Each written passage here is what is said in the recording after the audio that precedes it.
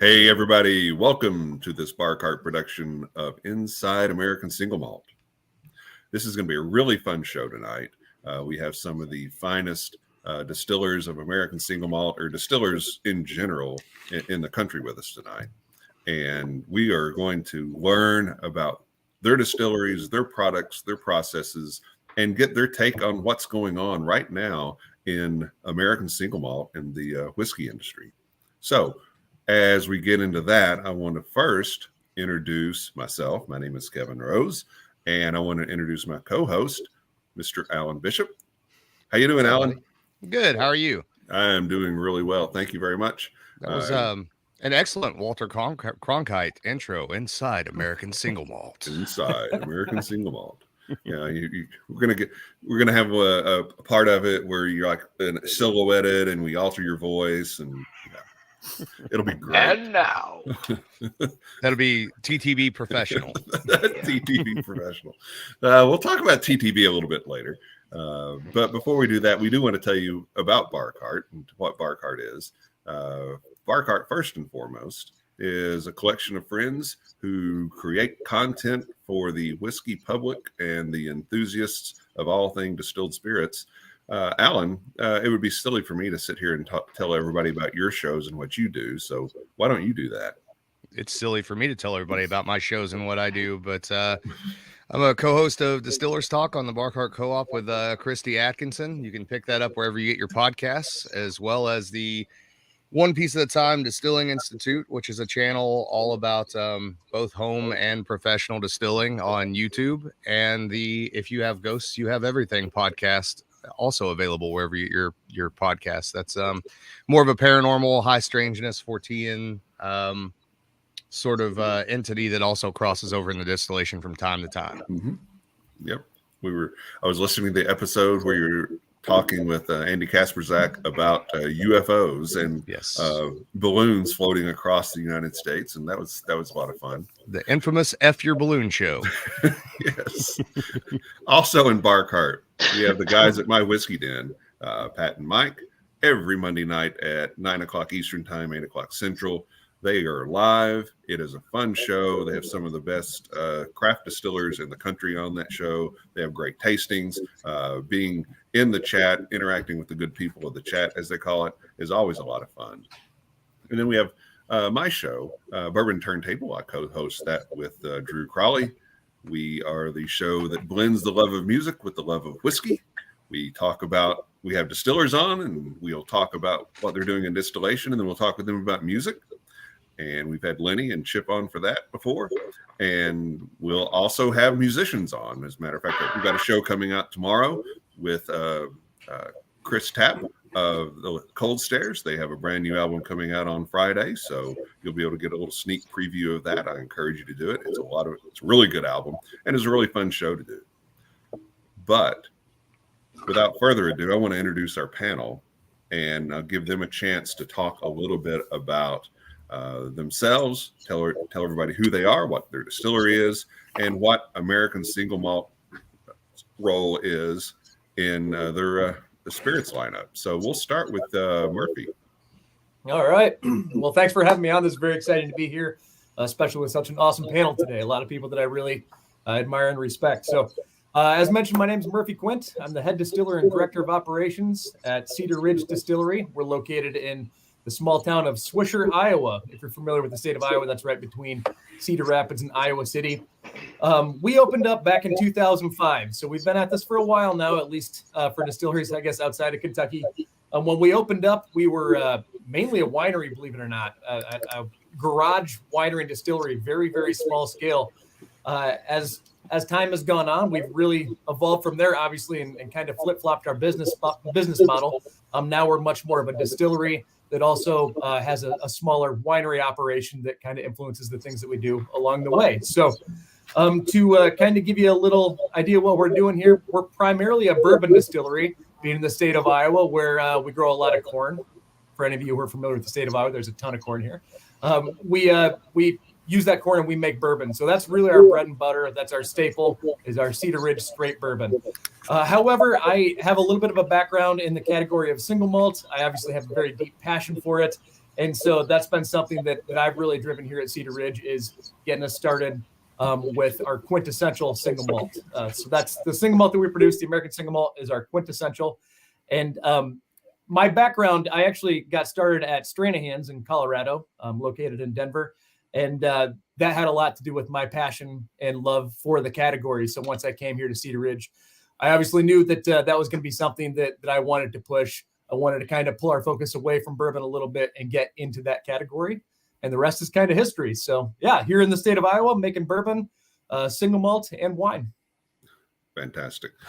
Mark, we really appreciate you being here. I know we're going to have a good time with you tonight and getting your take on everything. Hey, let's go to Mark next. How about that, Mark? All right. Hey, sounds good. Mark A. Vierthaler, head distiller and blender at Whiskey Del Bach here in Tucson, Arizona. So one of the things that we're obviously incredibly proud of here at Whiskey Del Bach is American Single Malt is our thing. It is what we are known for. And up until, November of last year, it was the only whiskey that we produced. We were born in 2011. Stephen Paul and his daughter Amanda Paul were the co-founders, and it was kind of born out of this love of the Southwest. I know there are a lot of people who tend to bristle at this idea of terroir within whiskey, but this really was, Whiskey Del Bach really was born out of this love of the Sonoran Desert. Stephen and his wife Elaine actually ran a furniture business here in Tucson for about 30 years called Arroyo Design. And one of the woods that Stephen specialized in was mesquite. For those of you who are familiar with the American Southwest, mesquite is this very beautiful, sometimes invasive tree species. It's this beautiful, gnarled hardwood. And so Stephen specialized in building these pieces of furniture with mesquite. And coincidentally, at the same time, both he and his wife, Elaine, were big fans of single malt Scotch. And I always say I am contractually obligated to tell this story. While building mesquite furniture, Stephen would bring those scraps home where they would burn them out in the backyard. And Stephen would say, "There go our profits up in smoke." I've done my due diligence. But this was actually what led this discussion then to, Elaine actually is the one who had the idea that, in Scotland, malt is dried over peat moss. Has anyone ever considered drying malt over mesquite?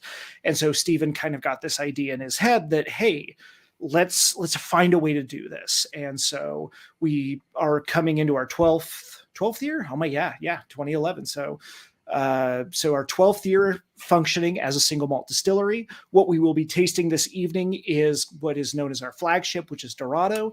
And that is what was born out of this conversation of creating an American single malt that is very much of the Southwest. And so this is our mesquited, not peated single malt.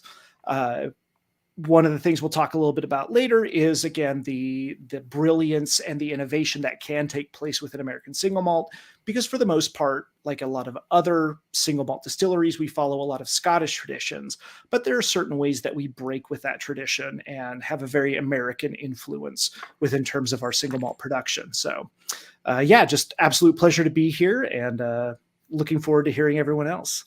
All right. Thank you for being here as well, Mark. It's going to be a lot of fun. We've had you on a show before where we talked about Borrowed Page, and that was a good time. And apparently you had a good enough time that you were willing to come back on tonight. So we appreciate that. It's hard to get me to shut up. So. All right. Hey, let's go to Chip next. Chip, tell us about what you've got going on. Well, my kind of brief backstory is I founded Balcones back in 2008. And I think some people are familiar with the single malt there. That was the single malt.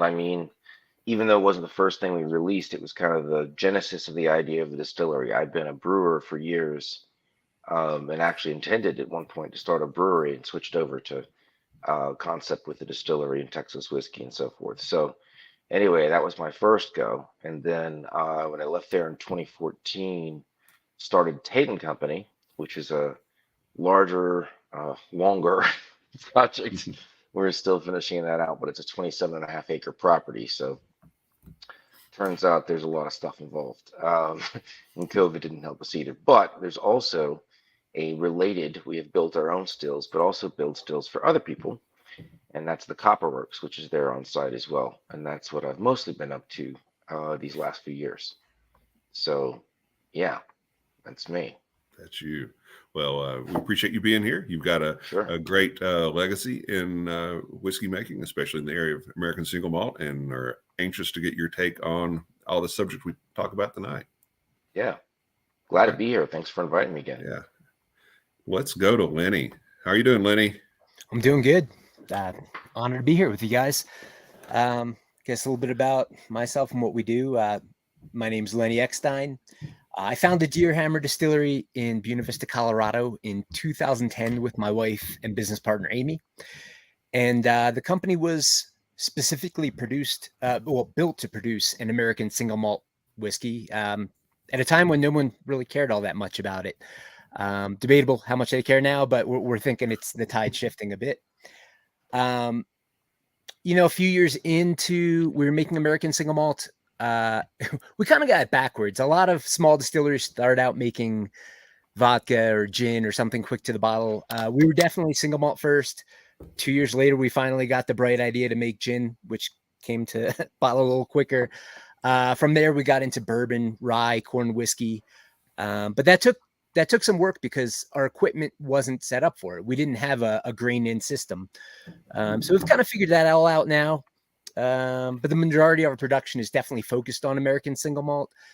And be it our single malt or anything else we do, Deerhammer is kind of known for doing things differently, playing in left field, experimenting with big flavors, and having a good time doing it. So awesome. Yeah. Awesome. Thanks, Lenny. Thank you for being here. And we're going to start with tasting. We've got some single malts that we're going to taste from some of the distillers that are with us tonight. So we're going to start out with one that Lenny sent over. And let me do this real quick. This is Deerhammer American Single Malt. This is a single barrel. And we will start there. And so, Lenny, as the rest of us are tasting this, tell us, we want to talk about the history of American Single Malt. So if you want to talk a little bit about that subject and what your thoughts are on the history of a relatively brief history of American Single Malt as we know it today. Yeah. Well, I'm sure everyone else would have a lot to contribute, and I don't think of myself as much of a historian, but I do find it to be like an interesting genesis of, where single malt has been around the world and where we're at in this country. And, if you say single malt to the average whiskey enthusiast in general, or just person who's bellied up to the bar, they're thinking Scotch. And, that region certainly has a tradition of working with barley, and specifically malted barley. In this country, the big barley growing regions, for the most part are farther west, Minnesota, Montana, Idaho. So corn, rye, those things, even some fruit was dominant in this country. But it was interesting to me, some of the trailblazers that did start early on, some folks here, but if we go back even further, McCarthy's was one of the first. Out here in Colorado, Stranahan's was fairly early at it. There's a bunch, like I remember when we were getting started early, there was Copper Fox, Corsair, definitely a lot of cool things that started happening. And I think as whiskeys craft whiskeys growing, people's minds are opening and expanding. They're starting to broaden beyond, the standard like bourbon and only bourbon kind of mindset. Yeah. What about the rest of the panel? What are your thoughts on the history of American Single Malt and how we got to where we are right now? Yeah, it's funny because I think it's I had very similar experience in terms of the ones that Lenny mentioned when I was kind of coming into the live question, if you know what I mean, not just what might be out there, but hey, I might do American Single Malt, who's doing stuff, and I got to get my hands on it and try it. Those were definitely the ones, out there for me. I don't know if Corsair's malt was out yet, but it was shortly after that, somewhere in there. I mean, it was all kind of commiserating that time. But you know, we like to think we made some impact, but it was definitely kind of I mean, the Balcones malt, but it's funny because it's almost like we're all playing off this quiet melody. You know, what I mean is that there isn't necessarily a lot that holds the category together, except for it is kind of all in the tradition of, or a reaction to what we all think of as the, you know, Scotch single malts. And just because that's something that was in our head, I think a lot. And so ways it's different, ways it's the same, you know, that's kind of just all it's like a musical background. And certain things are like assumed in jazz or assumed in blues, and guys can kind of riff over that. And I felt like that was a lot of the backdrop. I mean, sure, those were those early characters. McCarthy's was one of the first. And I was like, wow, this is so similar to a lot of the heated stuff. It took moving in heaven and earth to get a bottle. But you know, that's a lot of us, or at least has been in the past. It's hard doing a small distillery and growing it. So but anyway, yeah, I kind of remember it's like we were all playing against the same music quietly, you know, but in very different ways. That's kind of the impression I had of that time in the 2000s and 10s, teens, whatever you call those. Yeah. Anybody else have thoughts on history? Yeah. I mean, I think it's interesting. You know, it's kind of tough because the people in this group, and obviously many other distillers throughout the United States, we've all been working on this for so long. It feels like we've been at it a long time. However, I think one can make a really good argument that we're really in the very beginning of the history of American Single Malt still. I mean, we haven't even scratched the surface on where this category is headed. I mean, there are now a few hundred producers throughout the United States, which is great. But as more and more of those bottles end up on the shelves, as some of those come of age and we kind of flood the market with them, consumers are going to catch on. And it's going to grow into something that's much bigger than it is right now. So, you know, like I said, we've all been at this for a number of years, but 5-10 years down the road, I mean, this will still be the very beginning of what it's going to be. So it's really exciting times. I think it's neat that because it's still so fresh. We're all doing very different things.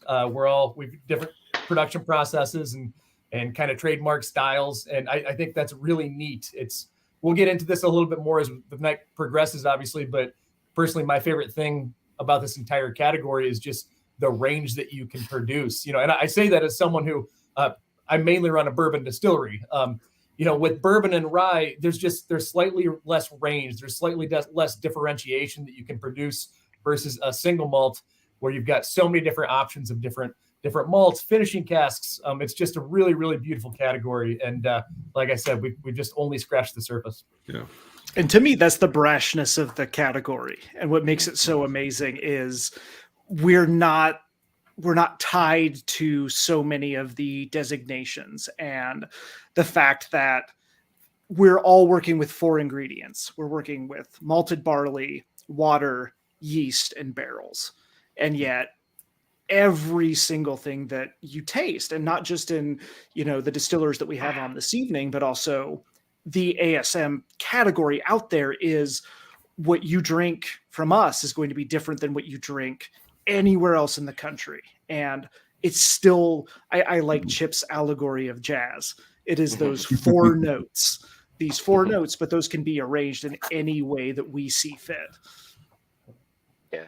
I think it's a great, and just, I would add too, I think Lenny touched on this, that there's multiple facets of this, and these are only 2, but obviously we're talking about the art and craft, you know, from the inside of making it. And there's certainly some drinkers that follow it, you know, as well, or sometimes better than we do. But the general market, the larger market, I feel like the history of American Single Malt, I'm not even sure if it's properly begun yet. I mean, I think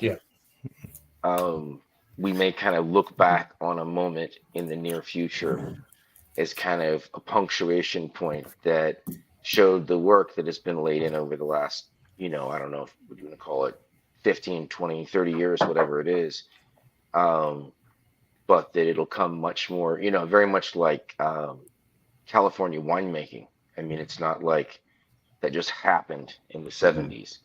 But in the mind of the American and international consumer, in certain ways, yeah, it kind of just happened. And they're like, what? You guys make stuff that's, you know, Yep. I think that's What's still up? coming. So It's a fun category for me to watch with you guys in particular, because I myself historically I'm not tied to single malt. We've done a few, but we haven't released any yet.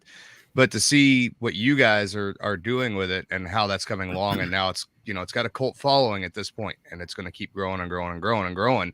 And it seems like it is a fun category exactly for the reasons already mentioned, right? It's not bourbon, it's not tied to that specific thing, it's not rye, Right. and it has so little American history, but you guys are picking up the threads on a pre-prohibition thing that was happening that never got a chance to take off, right? Especially here in Southern Indiana and Northern Kentucky, there were several. They called themselves Scotch producers, but you know, they weren't. They were American single malt producers. They just never got a chance to get that up and going. So it's cool to see that picked up as a category. Yeah. And it's cool for me to not necessarily be a single malt producer, but to be able to be in the midst of listening to you guys and how you've kind of built this thing in the direction that it's going. So and it gets me excited to want to do more with single malt. Yeah. Yeah. Dave Ewald's, a few of you guys know Dave, and his wife Adina. He says this category is exciting as hell, and I think that kind of sums like up that kind Well of sums up yeah, sums up where we are and what we've discussed so far. But speaking of exciting as hell, let's talk about this single barrel single malt that you sent to us, Lenny. Tell us about this in particular, and then we want to kind of get everybody else's thoughts, and then we'll move into some other stuff. Yeah. Well, first off, while we definitely love slinging single barrels, we're not like, you know, there's some single barrel only distilleries out there. We're not that. Like, we certainly put out blends of barrels for each batch. They're usually about, you know, 5 or 6 barrels at a time, pretty, you know, small groupings of barrels. But I don't know. I mean, if I had the opportunity to send you guys something, I was like, I'm certainly going to send one of my favorites. thank you. I always like to have a stack of kind. like 10 or so Yeah. barrels when an account comes calling looking for a single barrel. I don't have to dig them out from the back. Yeah, Or anytime anyone comes to visit the rack house, I know which ones to stick a straw in. So this is one of my favorites. It's our American Single Malt. I can talk about it more later, but you know, obviously all malt barley, but we use grain bill consisting of approximately 80% pale malt barley, and then almost an even split of Crystal 120, Crystal 45, and chocolate malt. We do a whole lot of other things. We go into the barrel at a pretty low entry point at 105, double pot still, I should have mentioned. This one's aged 5 years in our standard profile barrel, which is a heavy toast number 2 char. And some things that are a little hard to qualify. We're at 8,000 feet elevation in the mountains. The humidity today was a whopping 4%. So it's pretty dry. I think that qualifies as desiccating. What do you think about that, Mark? 4% humidity. I mean, so to be fair, I thought it was bad at 20% here. Damn, that's impressive. So you don't really lose much in the barrel, then, do you, Lenny? Solid 10% a year. Yeah. Yeah, it's Yeah. up there. Jeez. Our I feel temperature that. I swings feel down the here, not the 10%. humidity. We used to have, just because it would go up and down so much every few weeks in temperature and pushing in and out. And yeah, I know what you mean. Yeah. It does a lot for the whiskey, though. I tend to think it does, and you know, it would be Yeah. awesome to have a clone distillery somewhere as a controlled Comparison. experiment. That's Yeah, never right. So, So in the meantime, when we made our billions, when we make it Elon Yeah. Musk style, Yeah. do a little global experiment. yeah, but this one, it's one of my favorite barrels. I got to be honest, I actually found a new favorite barrel yesterday. I never found. Ah. I do love All this. right, We're guys, behind. thanks. It was a wonderful night. Well, there's a solution. Tune in for Just part send us 2. some of that one too, and then it's all good. Yeah. Get some of I both. should also mention, typically, like I said, we go into the barrel at 105 proof. This one might have gone in a bit higher because it came out at 120. So, Yeah. you know, fair warning. I feel like this one holds up pretty well to some water, but I get that Oh. crystal malt though. That Yeah. crystal malt is Yeah. And the just chocolate. right up front. And the Yeah, chocolate that's malt, definitely. I definitely get the chocolate. Yep. Yeah, that's Are any of you guys getting any of that kind of clover or honey sort of thing off of it as oh, well? definitely. Over. Because Yeah, that's I So I'll think be that's honest, that proof I was anticipating a lot more aggressiveness. Yeah. Like I was expecting way more of a punch in the face, but that really just coats brilliantly. it does. Thanks, man. Are you Yeah, so well were you done. a brewer as well, Lenny? Yeah. Thanks for Yeah. asking. I totally forgot. I was a kind of a 'Cause it not sounds of like it, control yeah. obsessive home brewer, and Yeah. I felt like I was on the path to a Takes one to know brewery one. endeavor, Yeah. and distilling took hold. The process is just so much fun. I'd It venture to say is. more fun. Yeah. How do you like to run your fermentations? Do you have particular philosophies on that? Yeah. So let's see. So we pitch our yeast at about 70 Fahrenheit and do a natural rise to about 92 to 95, depending on the time of year. Right. And we run 4 days. Full attenuation in terms of the yeast doing its damn thing takes about, really about 2 days. Maybe that's similar for others. Are you using like a standard malt yeast Oh. kind of situation? Yeah. Interesting way we found ourselves there, though. I lost track of how many yeasts we've tried. And I assume you guys have probably had similar experiments where we've tried beer yeasts where we would approach our friends at breweries and get a huge slug of like a Saison yeast or whatever, wit beer, anything that we could try and see what the results were. At one point we moved to, actually this one utilizes, I'm going to forget the letters and numbers that go with it, but it's Fermentus's traditional bourbon yeast, like US 6.5. Yeah, so it's kind of clean, straightforward fermenter, let the is. malt profile shine through kind of situation. Yeah, but 3 years ago Yeah. we moved to M1 yeast looking for I wondered, greater okay. ester development. Yeah, And yeah. I've really enjoyed that one. Yeah, that's We one of my tried favorites. D53 too. Yeah. One of the things that I pick up on your single malts quite often is that chocolate note. It's really not as prominent in this as some other things that I've had of yours, but that honey I think was kind of something that was a little bit more forward than other things that I've had of yours. It's beautiful whiskey. There's a little, to me, there's a little, it almost seems like if I had blinded this, I would have thought there was some French oak influence on that too, because there's a little bit of that spicy characteristic there that's coming through on the back that reminds me of French oak for sure. That's a really good call. You can convince me that as well. Yeah. Well, one of the things I tasted is, and it's one of the reasons I called out the brewer thing other than your malt bill, is obviously the malt notes that you get. So if you just took a straight whatever malt, say a pale malt, you get different malt notes on the beer than you do on the whiskey, just because of the nature of the process. But by adding the different malts the way you have, it's kind of rebuilt this fuller malt profile, almost similar to how you get in a beer in a way. You see what I mean, like that honey note and those grain notes. I think that's clever, but also tasty. Yeah, I'm glad you pointed it out, because that is like a philosophy approach that I take, and I'm sure a lot of others do, where it's like an additive approach to building flavor and looking at where can we stack these things. Whereas another approach, and just a different angle, could be focusing on the strain of barley and the terroir of the area and leaning heavy into that. I really like the additive approach and seeing where we can build and. Yeah. What historically I would look at and say, well, what aren't people doing? Well, obviously people were doing it at the same time, but Chip, to a point you made before, we were all kind of doing our own thing and playing in these areas. Riffing. Yeah. Yeah, exactly. Yeah. So cool. I like it. Any other thoughts on this particular single barrel? And we want to kind of move into some other stuff, but I don't want to shortchange anybody getting the comment on that. So there was, I got one more I'll throw in there. I don't know if anybody caught it, but like on the exhale on that, I got just a little like fennel sort of characteristic, just a slight little fennel and a yeast characteristic that I really love. So Very cool. I can taste. I don't know if it's the same thing, but it's in my mind it's related. It's a delicate thing, I think, especially with a pot still, but it's best done with a pot still where you're trying to capture that low end without trying to get too much low end, and it's nice. It's got a nice plump caboose without hanging out. If you know what I'm saying. So Yeah. Baby got back, Lenny. I think that's what you can call this. Yeah, barrel. but not excessive. You know what I mean? It's all in bounds, but it's nice. Yeah. It's funny because we always talk about at Deerhammer how we like take a really bold approach to making our whiskeys, and like being a small distillery that only makes a barrel and a half a day. It kind of has this like metaphorical thing to like the little guy that drives a huge truck, which I also do. So,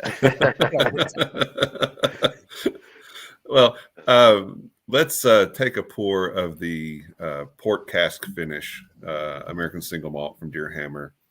And, Lenny, you kind of touched on some of your approach to the American Single Malt that you make. Kind of walk us through your process and what you do and why you do it. Yeah. Well, yeah, I kind of, with regards to the grain, I touched on our grain bill for sure. And I suppose worth mentioning something that isn't a driver of necessity for flavor necessarily, but it's a big thing for us I really enjoy getting local grain. At one point we weren't able to early on, and now we've got a maltster just like 90 minutes away from us where the grain's all grown in the San Luis Valley. And a big part of making whiskey for us is the passion behind it. And it's not just a passion for whiskey. It's like, I like to drive over there and bring my mountain bike with me and go for a ride. They have great trails down there, and I get to bring grain back. And, so that's a part of it in terms of sourcing local grain from a really cool area from great farmers. It's a spiritual connection too. Yeah. I mean, you gotta wake up and be stoked to go to work every day. So, I talked about our fermentations. We do a minimum 4-day fermentation, like a lot of spots in whiskey. Unlike beer, we do, or typically in beer anyway, open top fermentations. And there's a reason for that everywhere. For us, we're at 8,000 feet in the Arkansas River Valley. We're at the base of all these 14,000-foot mountains. I feel like we've got to embrace the impact that any natural airborne flora that might affect the fermentation would give us. So that's definitely something that we're committed to. And then with regards to distilling practices, I'm a pretty fierce advocate for, creating big flavors via traditional pot still distillation. And we run we run 2 pot stills, our wash still and our spirit still, both very squat head stills, not very tall. No added reflux other than the shape of the still. No column, no plates, no thumpers. About how large are they? Just out of curiosity. The first ones we charge with 650 gallons and leave a little headspace, and the second one maxes out at about 250 gallons. So yeah, I mean, our production's pretty tight. Like I said, we say 1 barrel a day. We could probably eke out more than that, but that's kind of what we do. And then we take off in the summer to go kayaking and have a busy tasting room. Yeah. And then, maturation wise, we started out like a lot of distilleries did. Like I said, we didn't have a quick to bottle product other than an unaged whiskey, which fortunately people gave enough of a crap about the time that it floated us by. It was something that we could make cocktails with in our tasting room. So we were chasing that, what seems like nothing, but a 2-year age statement as fast as we could. And we hit that. And now we're on to 3 years, and we're going to hit 4 years next year. Every once in a while we throw a 5-year or older barrel in there. But right now we're kind of at the 3-year on average mark, nothing under 3. And that's kind of our process. So let me show everybody this particular bottle, so you know what to look for. And Lenny, your stuff is available online, and you do ship, correct? Yeah, I mean, per legal things, like we can't actually do the shipping, but not it does Texas. ship out from. I get it. Yeah. We know Third party. Laws. So But yeah, people can go to a website and get it. Carrierpigeon.com. can't do here in Texas. Next time a balloon floats across the nation, just Just hitch it. just hitch it to it, and it'll I've heard deliver they for can go you. days and weeks not noticing these things. Maybe it's a strategy. I'll do work going. I'll do a podcast about it. I know a Chinese company will help out. Lenny, this is a beautiful Soon. buddy. It's gorgeous. Yeah. It's Oh, thanks. gorgeous. Yeah, Yeah. the port cast finish has been a fun one for us. It started out as like a seasonal, year by year, we'll see if we have enough kind of thing, and now it's a year-round release that we just kind of don't push too hard so we don't run out, because we don't have a ton of it. It's sort of a lazy man Solara system where every once in a while we'll decide to vat it all together and then spread it back out into the barrels and then introduce some, younger stuff out of our standard maturation profile into the port barrels. I think that's a great method. I don't think, Are the you batting using? and the Sorry, yeah. Are you using a consistent port profile, or are you just, hey, we got our hands on Tawny, we got our hands on Ruby, we got our hands on, and then just all that mingles together? Yeah, it is consistent in that they're all Tawny barrels, but I would say it is inconsistent in that we're not getting them from the exact same supplier with the exact, there's some variation barrel to barrel, but with that many barrels, we can typically blend to a 50-50 split of, maybe a slight drift from our last batch and where we want to be with the next one. I should mention with this one, this is another one where I just kind of pulled it from the barrels and didn't proof it down. It's in the barrels at a fairly low proof, but this is a weird one. So I felt like I was kind of losing my palate as I was doing this. I might have found out I had COVID the next day. Oh no. it blew by fast. Yeah. But yeah, as I was because of tasting, the I was whiskey. like, shoot, I hope the whiskey saved you. Yeah, exactly. There you go. Yeah. Now this you talked about variants and Lenny, that's something that you kind of lean into, isn't it? Yeah. I mean, we're an inefficient distillery, so we embrace the inefficiency. We don't have enough barrels to put out such a massively consistent flavor profile batch to batch. Although I will say it's always in the family. No one's going to be surprised if they taste the next batch to the last. But we're always trying to be better. That's part of the driver, I think, for everyone. And I'm often told by everyone else at Deerhammer to stop telling people that the next one is my favorite batch, because then they don't want the last one, but I can't help it. No, I think you're right though. I mean, I think absolutely. you're always evolving, and I mean, what better way to know that it matches your last batch other than to feel like it exceeds it in some way? Yeah. Good call. Yeah. So For sure. Yeah. Murphy, any thoughts on this port cask finish?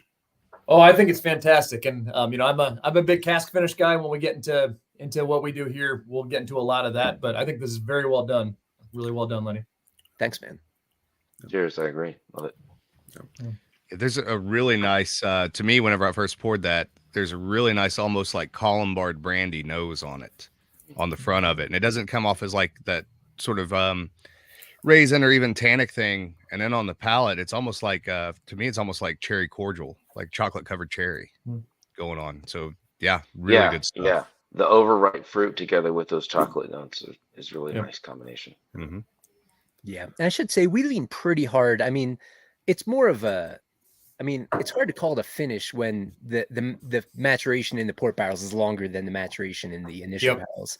And none of this, I think at best it's parallel, like where the youngest edition is 2.5 in a new barrel and 2.5 in port, but some's been 2 years in new and 4 years in port. So that's really cool. That's a great point. I used to do that a lot. Sorry, I was just saying there are so many parallels, I think, between the traditional single malts in terms of like cask finishes, and we normally know what that means. That the bulk of the aging was in whatever, and then 6 months, a year, maybe 2. But we blur those categories so much that we use the words, but you still have to kind of clarify, because it's not a finish if it's most of the time, or if it spent time in 6 different barrels, or dead, and then this came in, and it looks like the shell game when you explain it to people. So, but it's in a really important way of shaping the whiskey. Good call. I think anyway. Yeah, I think we've all had finished whiskeys, especially port cask finished whiskeys, that it's just overpowering. The finish is, and this is not that way at all. This is really well balanced, and one of my favorites of anything, but certainly one of my favorites of what you do, Lenny. Yeah, thanks for sharing it. Yeah, that's brilliant.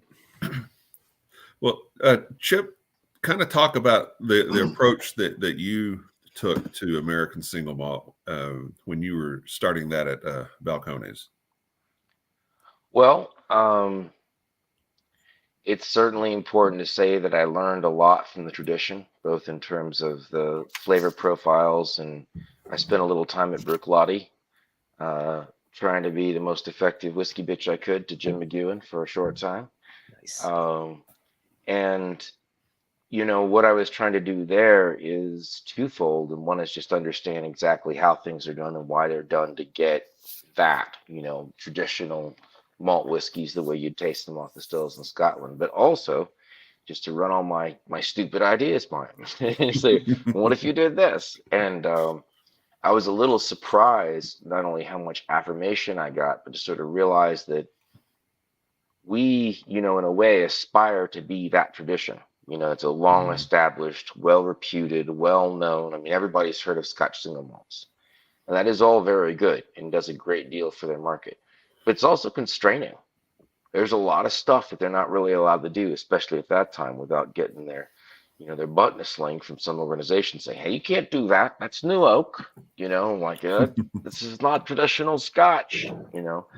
And so there were some ways in which I felt a kind of affirmation from talking to those traditional distillers, just like, if I could go somewhere and play and didn't have rules, I'd do it.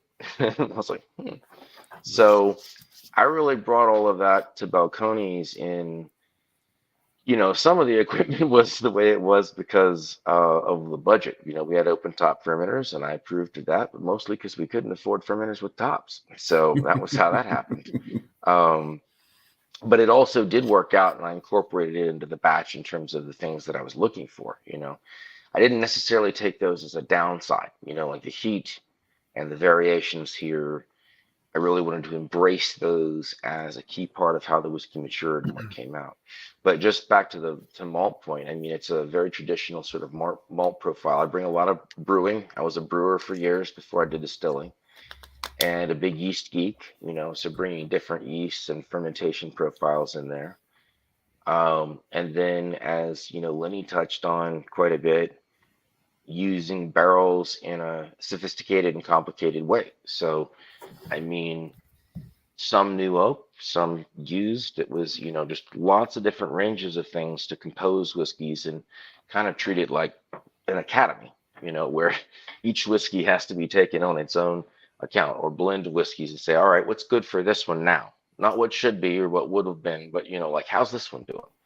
And to really mature the whiskeys along with an eye toward, you always have to have some idea of what you're wanting to make in the end. You won't get there if you don't know where you're going, but still, it's very much embracing the variation, I think, while you do that, knowing that's a huge part of the process and a lot of what brings the true art in. We kind of touched on this, I think, in the turntable show, but the short version of the story is I was at a concert that was interrupted by a freight train. It was outdoors. I'm like, oh man. And then the band retuned to the freight train and just jammed, and it was awesome. And so that's kind of, I think, a great example of art happening amidst variation and actually kind of becoming a more interesting version of itself. So, trying to fit that profile in your mind, and also a precedent set by the bottles you put out in the past, so that people who've bought it in the past will always enjoy what you put out, even though it's an evolutionary process. But I think that's like a lot of artists. I mean, if you go to a fine restaurant or a particular player or whatever it is, you kind of have the same standard that if you really like their stuff in the past, that you won't be disappointed. It's worth a shot. Yeah. And that's how you get to play a little bit. Yeah. I think by being consistent and delivering a profile to a certain drinker, then it gives you some latitude to try some different riffs in those areas. And they'll say, sure, we tried a rum. And I had a lot of people who didn't think they liked rum, but they like my other stuff. So why not? Gave it a shot.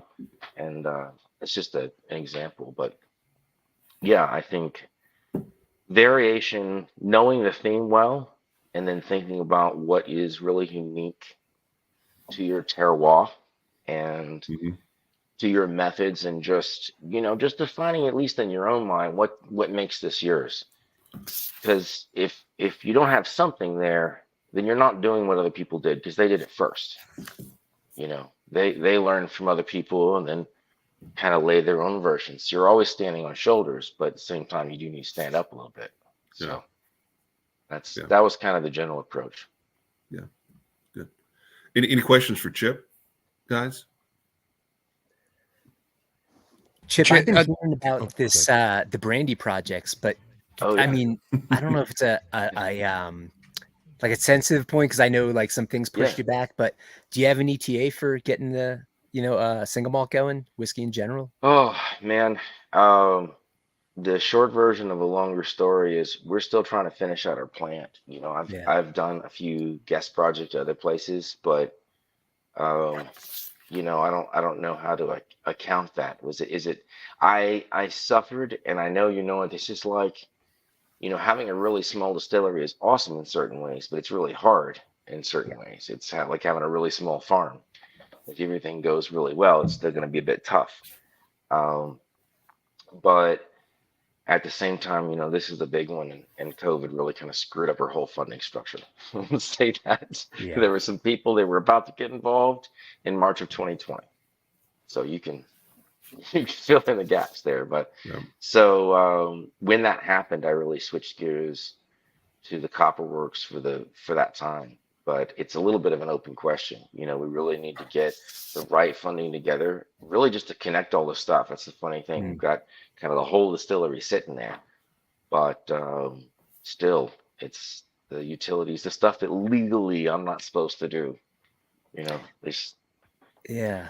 Well, I think it's interesting for me, and I suspect like the rest of us, maybe even beyond the immediate whiskey circles, to see someone on like of sorts a generation 2 passion project. We're all kind of like sitting there baited. So. I'm trying, I don't know how it'll come out like anybody, but I think that the basic bones are there, and it's one of those things that even though you are like, man, I don't know how long I thought, but this is longer than that. Fast isn't a thing in whiskey, that's for sure. No, it's not. And I knew that from the beginning, and always actually felt kind of, as hard as it was, and as much as we gave it everything, the start of Balcones was relatively quick, but that was a 1,200 square foot facility. And so that's a lot quicker to build out than 30,000 plus. So, and honestly, it's just a lot of the things with the property, like, we're supposed to do grading for the landscapes and stuff like that to run off, because of they kind of assume certain finality in the initial plan. So but I appreciate it. The nice thing about that too, Chip, and I'll say this, I think that you have a unique opportunity there once you get this thing up and rolling. We've talked about this before on Distillers Talk, obviously, but it's going to be an evolution of what you did before, but there's also and I'm a pro wrestling geek, so I always have to compare everything to pro wrestling, but there's an old Jim Cornette saying, like, how can I fucking miss you if you never left? Right. Right. So now you get to come back, and even though it's an evolution, you get to kind of reinvent. I get to come back.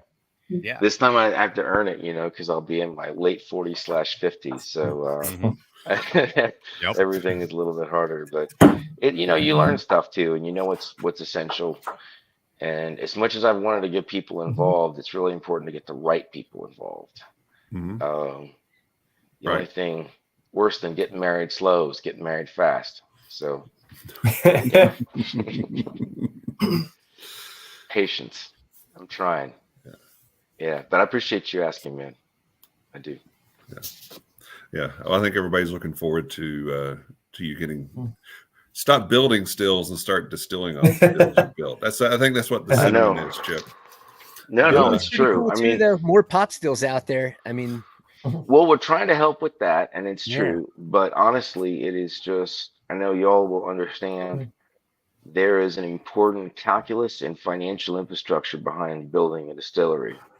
But if it's not, it's better to build a wall slow than fast in some cases, because it's all or nothing. If you kind of go too fast that way, it's hard. So we're trying to build out a sizable project that we can make some good juice on. And honestly, if we can get to that point, I'd even love to collaborate with some folks.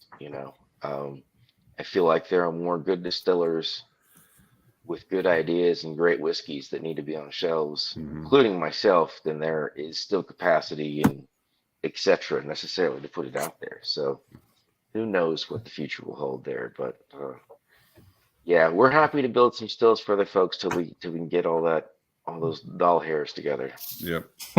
Yeah. Well, let's first of all, we've got a fan of Quint and Alan here, so want to give props to that. And as we do, that would be Kevin putting this together. I just call Kevin with really dumb ideas. I'm like, hey, Kevin, I'm really drunk. Dumb ideas. I'm really drunk. Can you structure this thing somehow? How's it going, Gil? Yeah. You always like my dumb ideas, so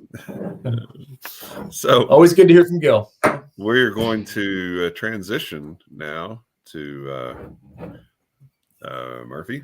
And this is the bottle that everybody has a sample of. It is the quintessential American Single Malt, 92 proof. So I guess the first question, Murphy, is talk to us about your approach, kind of similar to what Lenny and Chip did. What's your approach to American Single Malt? Yeah. Where to start? Kind of like Lenny was talking about. I always pushing for variants, and definitely always looking to manipulate the whiskey and things of that nature. My favorite thing about single malt is that it's so shapeable. There's so much you can do with it along the way. I find personally that it's really hard to be done with a batch because there's always still more that you can do to change it and make it be the way that you want it to be. But with this, with this particular bottle, the quintessential, it is our main single malt here at Cedar Ridge, and our process is 100% two-row malted barley. Obviously, the clear majority of that is going to be pale malt. However, there is going to be just a little bit of peated. We use a little bit of Baird's heavily peated malt, which is not accessible at this point in time due to a fire, unfortunately. But that's ironic. Yeah, I know. It's a real bummer. So this year's peat, the peat that we're putting down this year is going to be a little bit different. But what we're doing is all of our single malts, twice distilled. It goes in the barrel at 120 proof. But it's all going to go in ex-bourbon barrels to start out for about the first 4 years. After that, we're going to transfer it to a series of unique finishing casks. Basically, our goal is to get single malt in as many different barrels as we possibly can. And that's where our winery background comes into play. That's where the fact that we also distill a little rum, a little bit of brandy, all that comes into play. We can use all those casks. At this point, our single malt operation has outgrown, our rum and our brandy. So we have to bring in barrels from throughout the country for stuff like that. But with our ex-red wine, ex-white wine, we can dump those barrels in our winery and fill them with single malt later that day, which is a nice advantage to have. But so basically what we're doing is after 4 years in the ex-bourbon barrel, we transfer them to these unique finishing casks where we give them anywhere from 1 year to up to 3 years more finishing time in those casks, or as you guys mentioned earlier, aging, which is a really good point. I like that a lot. If it spends a significant amount of time in those casks, it's not really just finishing. But and then after that point in time, there's just one last step. We've got two 1,100-gallon vats that we have here. This product is technically a vatted malt. The best day of the month every single month is when we lay all these unique finishing casks out across our distillery floor. I have the pleasure of being able to taste through them all and then taste through the whiskey that's currently in the vats. And I strategically add these different barrels into the vats to make the final batch. So there will be plenty of ex-brandy influence, ex-wine, obviously a little bit of peat, but all of it's going to vary a little bit because what we do is we bottle the vats halfway down, fill them back up, bottle them halfway down and fill them back up. So that way it's always evolving. However, it's never going to completely shock the system. Batch 5 is going to be fairly similar to batch 6, but there's going to be some small differences as you move along. Batch 5 compared to batch 30 one day, they'll probably be very different from one another because over the course of all those batches, it's really going to start to evolve. So it's a really, really fun process. Like I said, I have a lot of time. I have a lot of trouble admitting that I'm done with a batch because there's always one more tweak I can make. There's always one more barrel that I can marry into it. But it's just a ton of fun. Is it the most efficient way to make a single malt? Absolutely not. It's definitely the most, efficiency is neither here nor there, but it's a ton of fun, especially, and like I said earlier, we are a bourbon distillery here, but we have this this fun affair going with single malt that we really enjoy. So this is our main single malt. We have just started doing some special releases. We're messing around with a lot of sherry butts like everyone else. I'm a big fan of Amontillado, sweet Amontillado sherry butts. So there's a little sherry influence in the quintessential as well, but we do some fun single barrel special releases in addition to that. Maybe on a later edition of the show, we'll get into some of those. Yeah. I suspect you're talking to a bunch of guys that like high complexity systems. Yes. So you're right. Finally, some people who get out over here. Can I tell you, number one, how beautiful this is? Mm-hmm. That light straw, like immediately out of the bottle. That a lot of ours, I think we tend to lean into more of that traditional American style. We're going into new American white oak. So we get that deep amber. But this is straight out of the bottle. This is stunning. It really is. Thank you. That means a lot coming from you guys, obviously. And yeah, I mean, kind of giving you a little bit of a background. When we decided at Cedar Ridge that we wanted to do a single malt instead of just focusing on bourbon, it was kind of a project between my dad and I. My dad, he got into who started Cedar Ridge, by the way. He got into the world of whiskey from Scotch, as many people his age did. That's kind of how he got into whiskey, was from following his love for Scotch. However, I kind of cut my teeth, like I mentioned earlier, working at Stranahan's, which is an American single malt distillery. And so the two of us kind of wanted to meet in the middle on how we produce this. It's very Scotch style, very Scotch forward, used casks, things of that nature. But it's, here in the United States, obviously, and we're a big believer in this movement and excited to be a part of it. So yeah, the two of us kind of put our heads together on the process behind it. The beautiful thing on this to me is that you let the malt definitely do the talking, and it's almost as though like Cardew or Glengoyne had just a little bit of smoke for depth. Like you get some of that apple out of it, but that smoke is just there to sort of deepen the effect of that, and I love it. If I didn't know better, there's almost like a propionic acid sort of thing there that's sort of like almost buttery rum characteristic going on as well, and a lovely pear note too. I think on top of all of that. Thank you. That pear in particular, that's something that I work really hard to get in there. I know, I can tell. So that's coming from some of our brandy influence. Here we screw around with a little pear brandy, grape brandy, apple brandy, and we use all those casks obviously for this project. But there are so many bold notes that we utilize. Obviously, think sherry. That's a really bold finishing cask that we utilize. So, but I want the brandy notes to shine as well. So the X brandy casks actually pull a lot of weight in the quintessential. Yeah. You wouldn't obviously the people here know it, but most people wouldn't know that X brandy casks have a lot to do with the overall flavor profile. Were you a big white winemaker at some point? I in particular am not. I'm not a winemaker. It's actually something that I wouldn't mind getting into as time goes on. I've always admired it. I definitely appreciate white wine, and we have a very, very skilled white wine maker here that has a lot to do with this as well. Right, I can kind of taste that influence, but I think in the blender, I sense an appreciation of white wine. that would be right. I mean, wine is without wine, there is no Cedar Ridge. I mean, we very much started as a winery that differentiated by having a still. We're on a 70-some acre property now, but when we started in a garage, why would people come to Cedar Ridge Winery? Well, they also have a still. They're messing around with some brandy and rum. It was like our way of differentiating. That eventually flip-flopped, and we became a distillery that kind of differentiates by also having some fun wine influence along the way. So yeah, that's a really good call on that white wine note. Yeah, there's an elegance there. Sorry, I was just gonna say there's an elegance in it, and lots of big flavors in a good way too, but just an elegance and the complexity that really struck me like a beautiful. That means a lot. White Thank wine, you. Yeah, I agree with you, Chip. I even get just a little hint of minerality on the undertone of that overall that I really like. So it sort of brings you back down, and makes you appreciate those high notes that come along with it. And again, that smoke just drives it to a depth that is really beautiful. Yeah. Thank you. The smoke is always a fun element to it. I mentioned, we use two 1,100 gallon Solera vats, what we call them at least, and everything's produced separately, and then we marry them together strategically. So peat content is always tough. If I throw a whole barrel of peated malt into it, it can throw it off balance a little bit. So sometimes I mess around with adding a half barrel to the vat at a time, because what I'm going for in this is for it to not necessarily being a peated single malt, but the peat being kind of a supporting character to kind of round it out. It adds to it. It adds the complexity to it, but it is not the headliner in this particular project. Right. The peat in this is not a punch in the face kind of peat. Yeah. In the slightest. Everything else that you all talked about is what you get initially. You get that pear note, that apple note, white wine kind of vibe, and then you think after maybe the second or third sip, then you start to pick up on that smoke, and I think Alan, you're exactly right, man.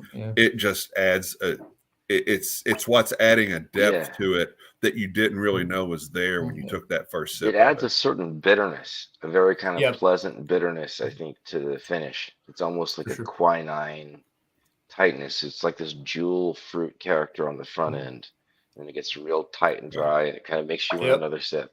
Yeah, and that's the beauty of this show so far, and I think single malt in general, American Single Malt, is that you guys are all playing with contrast, right?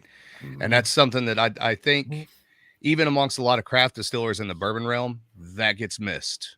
Contrast gets missed, right? If you're not from, say, an absinthe background or a brandy background or a Scotch background, you're probably going to miss out on that as a distiller. But that's what's going on here, is playing with those contrasts, and it's beautiful, right? It's the same as adding any kind of spice, even in small amounts, to your food.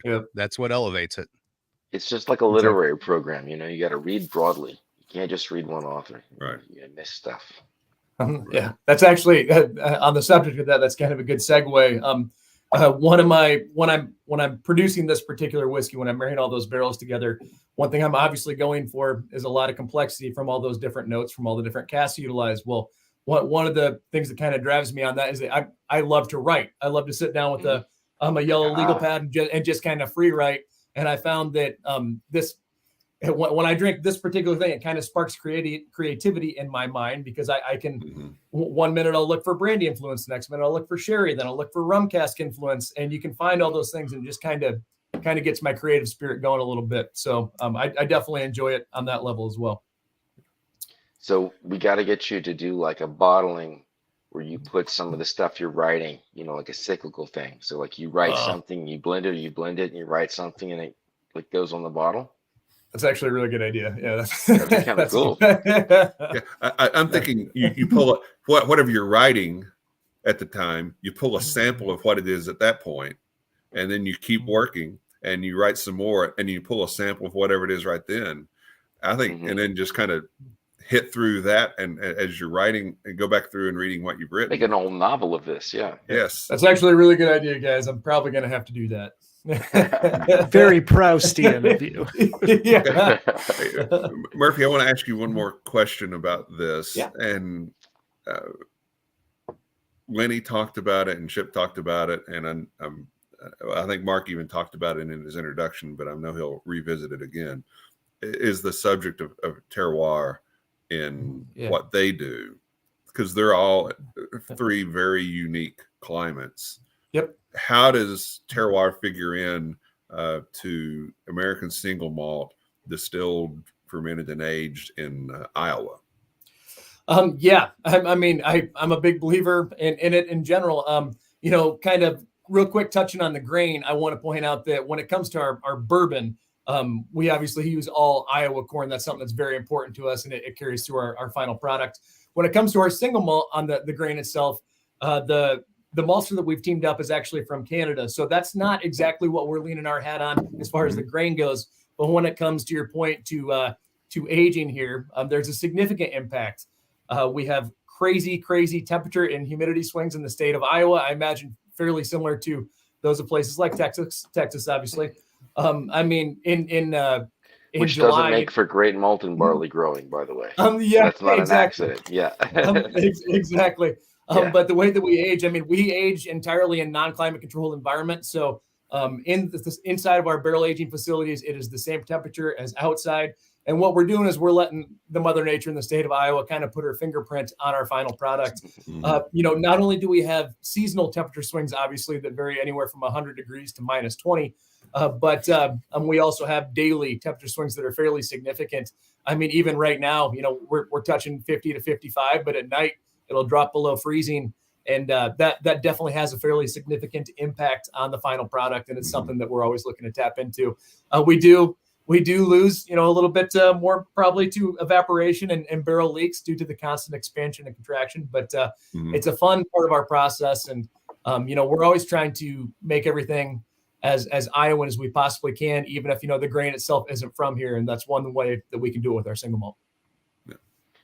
I feel like you guys have all touched on this, and there's different kinds of extremes, but like those variations, whether it's really low humidity or temperature swings or other, that is kind of an MO of American Single Malt. I don't know that that's true of every single one, but it's a pretty constant theme, I think, in terms of then what the aging ends up meaning. If you know aging, you know that the conditions really do make a difference.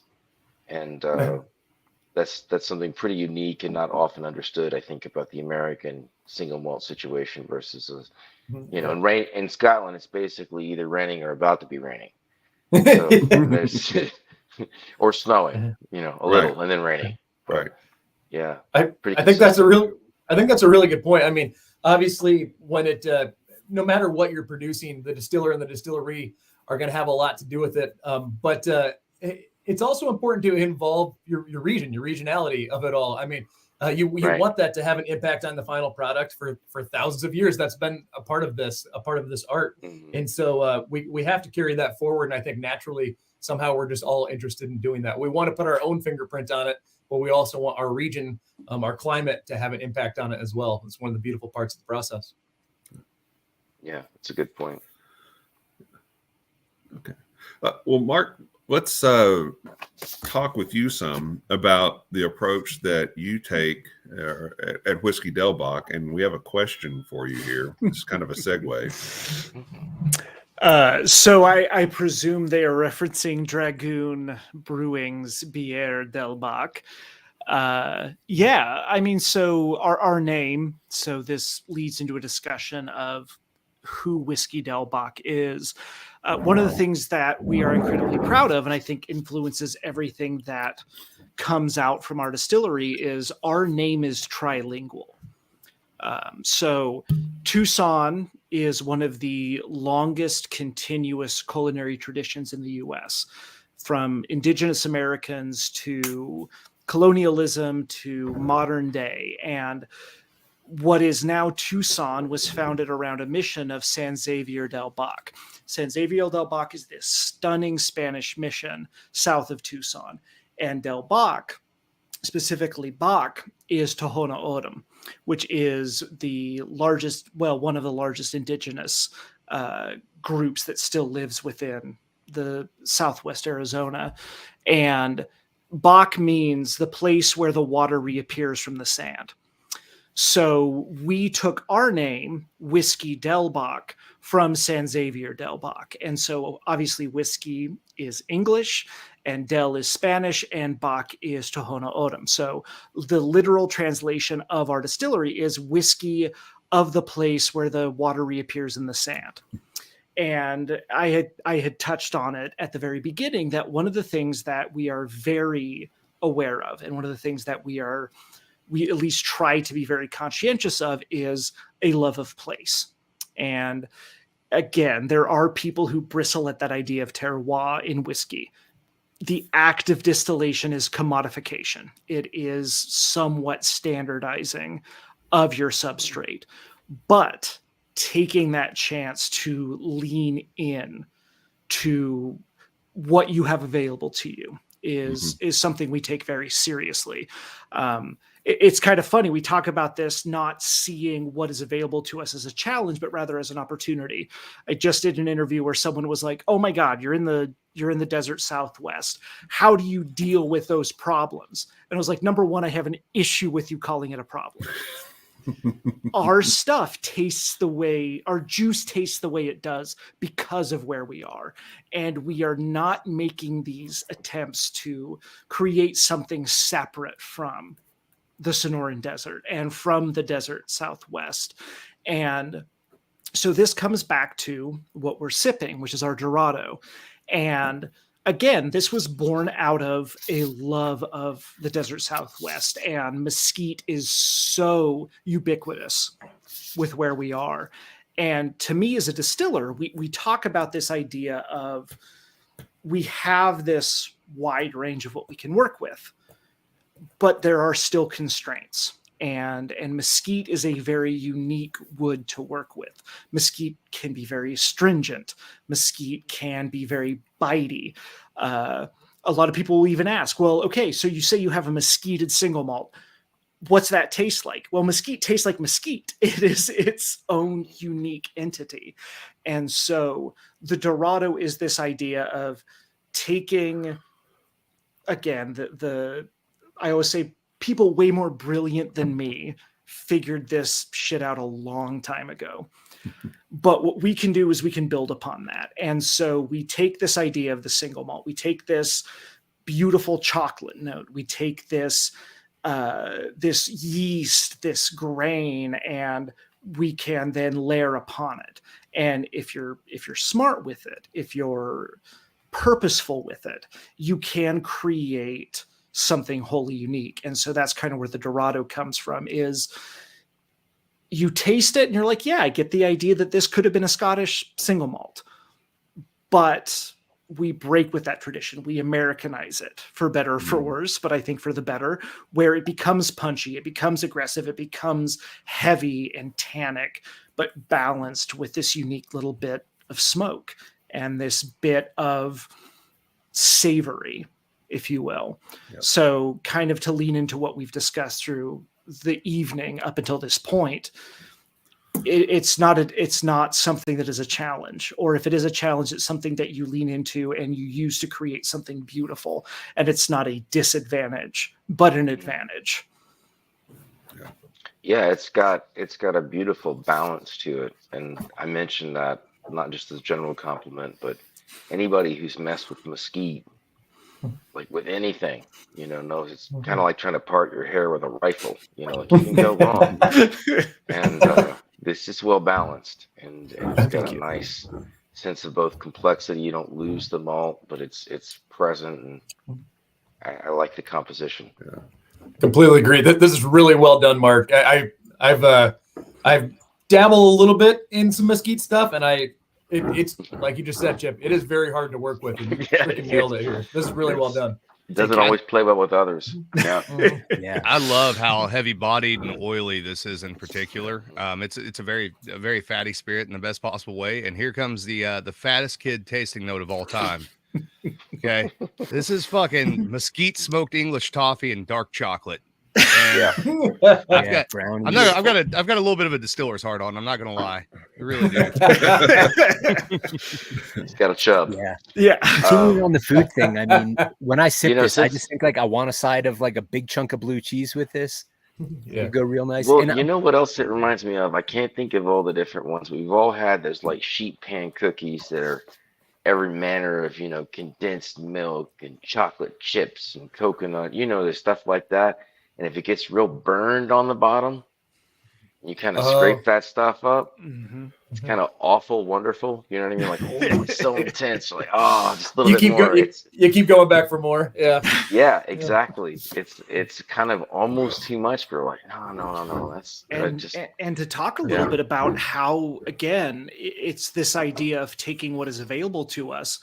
Mm-hmm. We are aggressively Americanized in some of our production processes. We're off-grain fermentation, we're off-grain distillation, we do double copper pot distillation, but we break with that tradition. We age almost exclusively in quarter casks.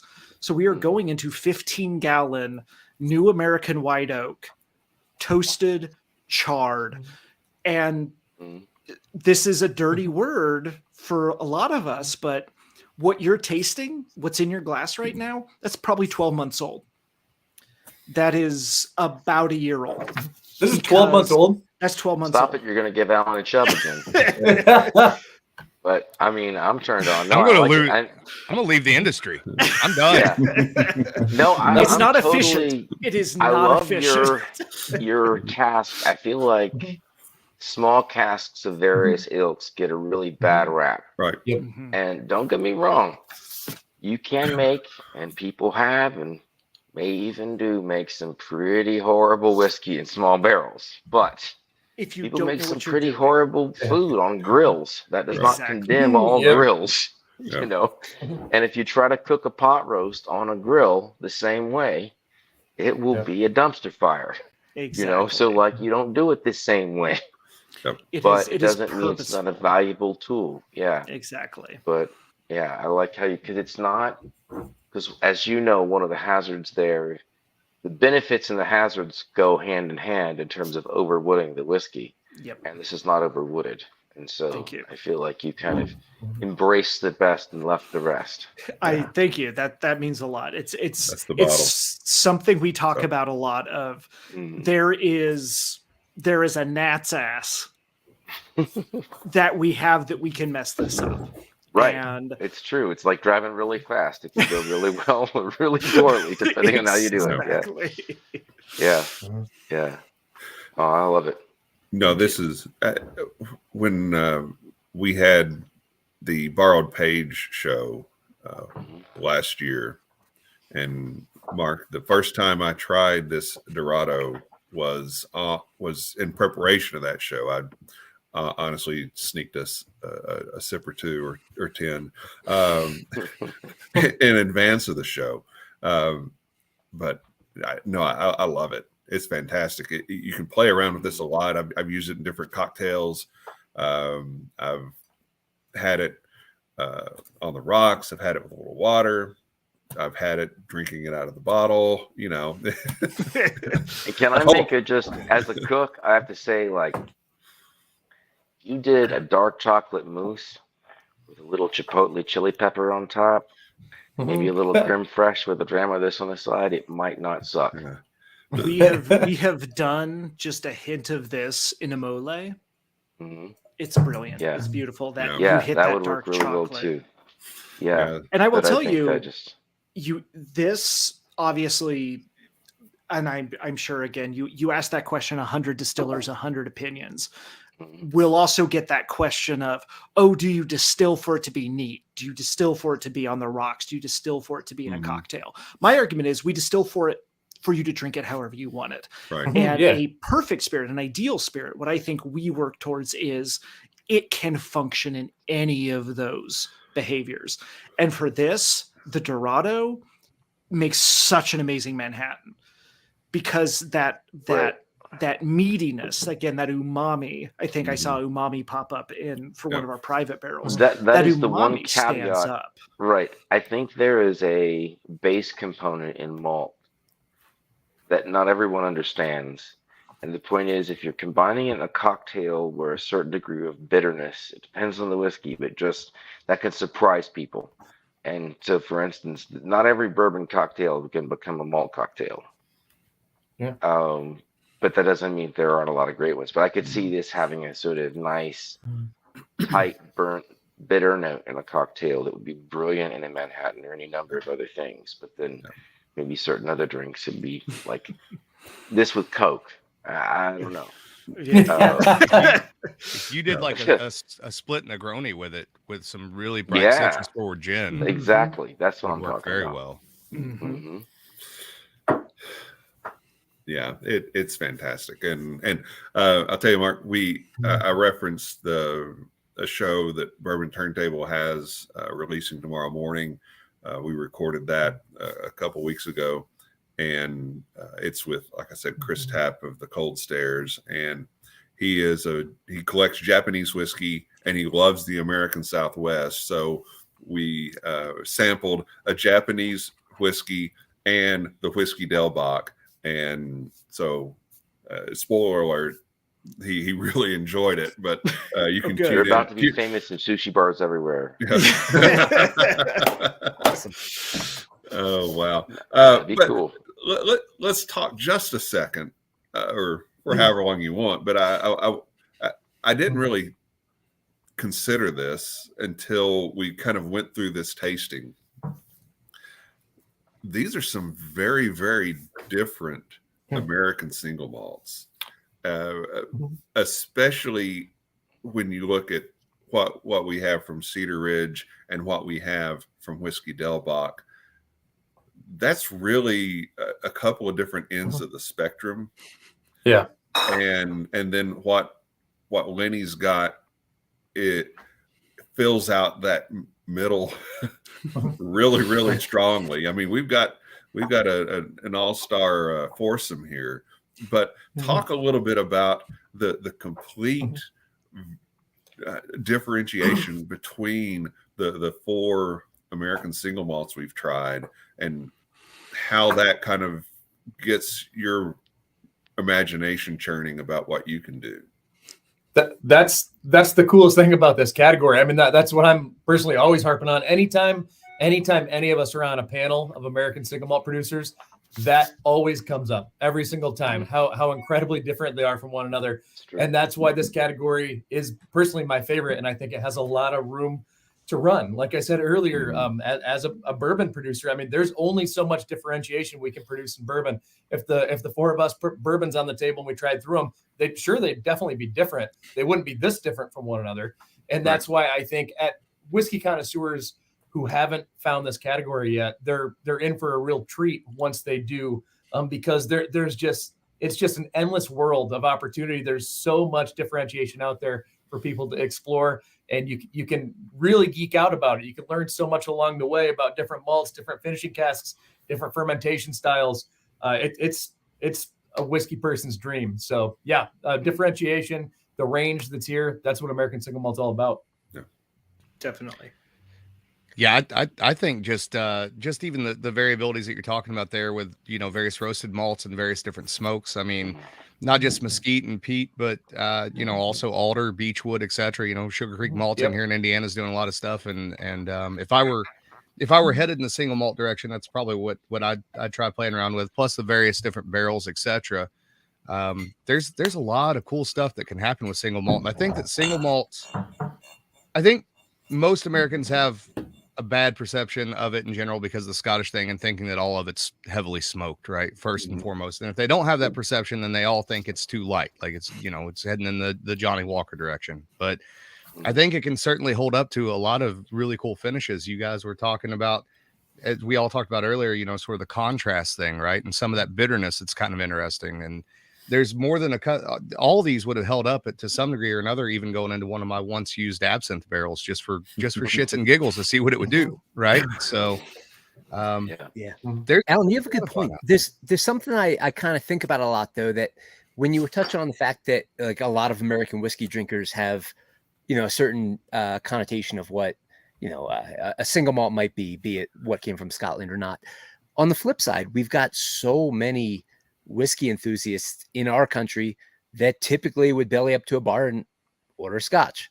And I'm finding that when I go to these whiskey festivals, whether the line is blurring or not, you definitely get like the bourbon, strong folks, but you get folks that would typically err towards the single malt. And I'm really excited for the growth in the category. And someone alluded to this earlier, maybe I think Chip, you were talking about, like, we're kind of at the dawn of this point where they're not even that sure about what American single malt is all about, but thankfully it's got the word single malt, and that ties into the connotation of what they might think. And then, whether they try something, that I might have put out that I think is like, bold and spicy and has all these flavors, or something that riffs off like a smoky note that they might be familiar with, but pushes those bounds. Cause the smoke back in the day was to aid or be part of the malting process. We don't need that anymore, but it's part of the heritage, and it's an option. Delicious, and it's an option. It's creativity.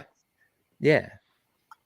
I mean, I think what you're saying is exactly right, and I don't know. It's about evolve. I feel like we're all kind of enjoying playing in the dark a little bit, and what I mean is that as much as we want the category to grow more, be known more, there's almost, it's like a coming of adulthood. You realize that, like, as you get those things you want, you also get constrained like now you have a mortgage. Now you have like, like there are these sets Right. of malts like you have to continue to produce because they are, these standing demands, and you guys know what I'm talking about. But I don't know. I feel like there is something about American single malt distillers that just feels this real liberty to, a desire to, and passion for playing around the center.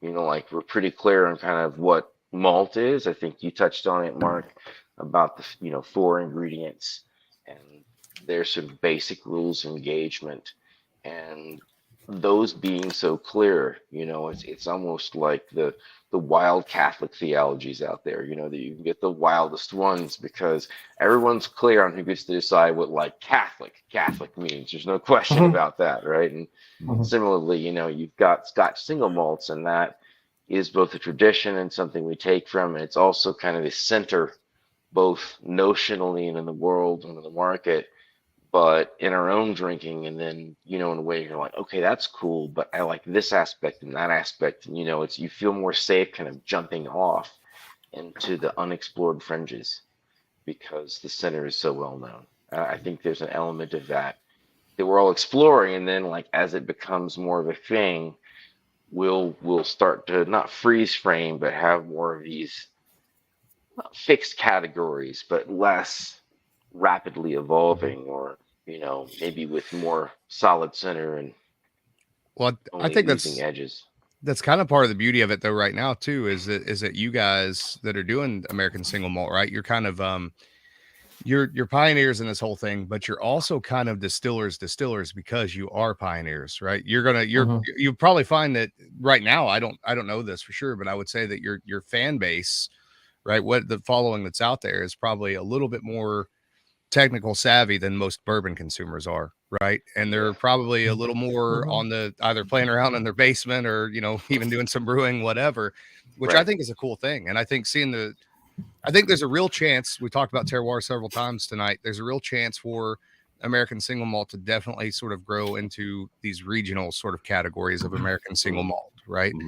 And do something really culturally relevant and interesting that's also connected to your local food shed, or maybe even if you're not getting your grain locally, connected to those local flavors and those local tastes in a way that bourbon and rye may not be as easily manipulatable in that same way.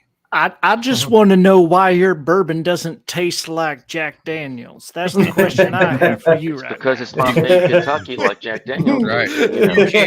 You can't make bourbon in Indiana. There's no limestone in Indiana. Did you look out the window when you drove here, fucker? It's funny because this whole juxtaposition between sort of the market and the artist, the people who make the booze, and then the market and the space that it inhabits. I think there is something evolving that I'd like to see continue to evolve in this parallel. When I was in Scotland working, the brand guys, the owners, the execs, they might sit there at a table at a award ceremony and kind of look suspiciously at each other. But the distillers were all sitting together and just talking absolute shit. They were talking about, you remember that time you threw that wee thing down and we never got it. We never did, and just, they'd share anything, but they saw themselves as compatriots first and foremost. They did the same thing. They were like dairy farmers. Even though you had a herd and I had a herd, we basically did the same thing. So if your fence fell down, I'd go over and help you fix your fence. Like it's not like we're like me making a living and you making a living are mutually exclusive. We're kind of brothers in arms that way. And I feel like there's more of a sense of that generally with craft distillers, but I would say in a way with malt distillers in America too, that, since we don't belong to anybody, we all kind of belong to each other in that way. Yes. Well rung. That's exactly. I mean, the people in this industry. I mean, the distillers themselves make it what it is. I mean, just a couple of weeks ago, we were down at ACSA. Mark, I know you were there. Lenny, I think we hung out a little bit. That very first night there was actually at an American single malt event, like the very beginning of it, and it was just a bunch of distillers just shooting the shit. I mean, everyone just having laughs, having drams together. No one, I think people outsiders. Imagine that we get very protective about trade secrets and that, we get, upset about market share and things like that. It's no, we're actually all a bunch of friends, and we love to help each other out. You know, if I've got an issue with some of my equipment, or, you know, I just can't get something to work out, I could call anyone on this panel and you guys would all help. Yeah, the distillers in this industry make it so awesome. That's for sure. Well, and I think there's a similar idea in the way that artistry and companionship kind of translates into the industry, and that if we promote to everyone that this category is a quality category, that, you know, we're a part of that category insofar as we know all the other ones in there are also, you know, great examples of that, and people should buy such things. Yeah. It's actually kind of good for everybody because it is a relatively unknown category. And so I think it really is kind of important in that same sense that, you know, we all produce bottles that then the person should buy because they liked the last one before, like, you know, and that you share that faith in each other and the community. I think it helps drinkers do the same thing. Yeah. Lenny, were you going to say something there? No, well, I mean, I really agree with all of that. I mean, that's one of my favorite things when I'm talking to people about my own American Single Malt. I was like, yeah, you know, I'm proud of it, but check out all of this. But beyond that, like, and I guess maybe more to the point of like at ACSA, hanging out with other producers, or anytime I get the opportunity, I think that something that I feel, and I assume it's shared by most, is like I get to almost like glean inspiration from everyone else. And if I can ever offer inspiration, that's amazing. But at the very least, I leave inspired always. And the openness lends to that. So, I mean, I'm open about everything. It's rote, but high tide raises all ships. Yeah. It's right. It's, I mean, yeah, it is. It's, I mean, I feel like a lot of us stumbled into this industry from outside. I came from PR and marketing, which was a cutthroat, miserable industry. And one of the things that made me fall in love with distilling was that first time standing in front of a still and going, I don't know what the fuck just happened. And reaching out to somebody and getting an honest to God answer. Oh my God, I've been there. Try this.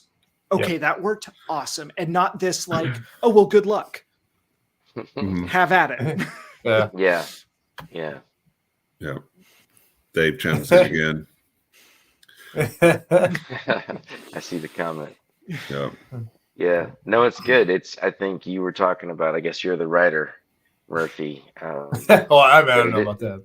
Well, it is kind of like writers getting together. There is something that feels a little solitary about it when you're doing it by yourself. Not exactly, but I mean, you're kind of, you know, captaining your ship out there, and you know there's other people out there doing the same thing, but that's not your everyday experience. So when you can get together, however it is, and talk about that, it's heartening. Totally.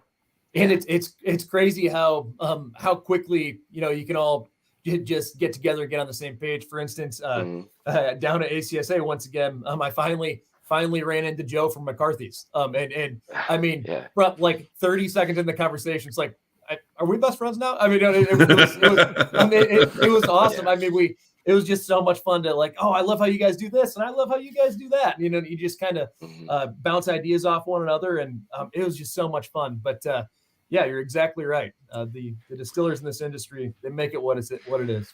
Which hotel are you staying in? So much room for activities. Exactly. Yep.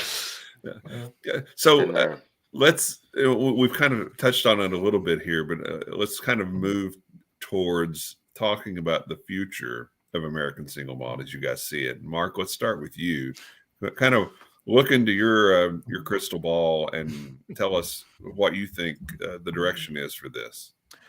So I will lean into my reputation as the resident wet blanket at my job, for better or for worse. And I will come back to this idea that it is the spirit of innovation and this ability to create something that is disparate from everything else that's out there. Unfortunately, there are bad actors out there. There are people who will try to tag on to things that are surging within popularity. And my hope is that we do not, as American Single Malt grows, fingers crossed the TTB designation comes through, that we do not restrict that innovation, but it lends credence to what all of us have been doing and to what, those before me have been doing, and that it is a legitimate spirit category. That yes, you can be brilliant, you can be differential, you can create something that no one else has even touched upon. But to me, the beauty of it is that ability to function within that category. And again, I come back to it when I do tours, I come back to it when I do trainings. 4 ingredients: malted barley, water, yeast, barrel. And to be able, again, I think tonight's a beautiful example of that, to be able to create completely different products within that quote unquote restrictive idea. That's where I see it growing, is that you will continue to see people who are able to put their own spin on it. And I think we had talked about that idea of regionality. We've occasionally had people, and I imagine Lenny and Chip and Murphy and Alex have and Alan have had these issues of being told, well, you are not within this framework. You're not a Scottish single malt. Well, Scotland doesn't apologize for being from Scotland. Irish whiskey doesn't apologize for being from Ireland. Why should Arizona whiskey apologize? Why should Indiana whiskey? Why should Iowa? Why should Colorado? Why should Texas? None of us should apologize for where we come from. Where we come from is what makes it different and unique and brilliant and good. And that's the core of it. Good. Right. So that's my rant for the evening. I apologize. No, that's good. That's good. That's good. Absolutely. Anybody else thoughts on future?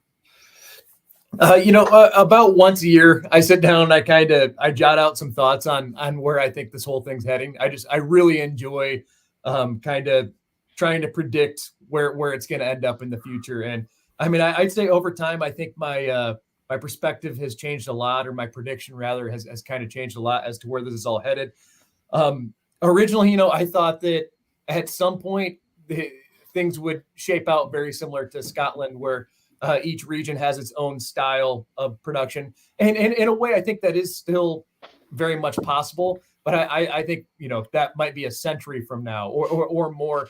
I think in the meantime, what's going to happen in the future of American Single Malt whiskey is that each distillery is kind of going to come up with their own style, like Mark was saying. I mean, their own style that's of quality, and they're going to have their own traditions. It's not necessarily going to be, hey, every Midwestern distillery uses this type of malt or anything like that.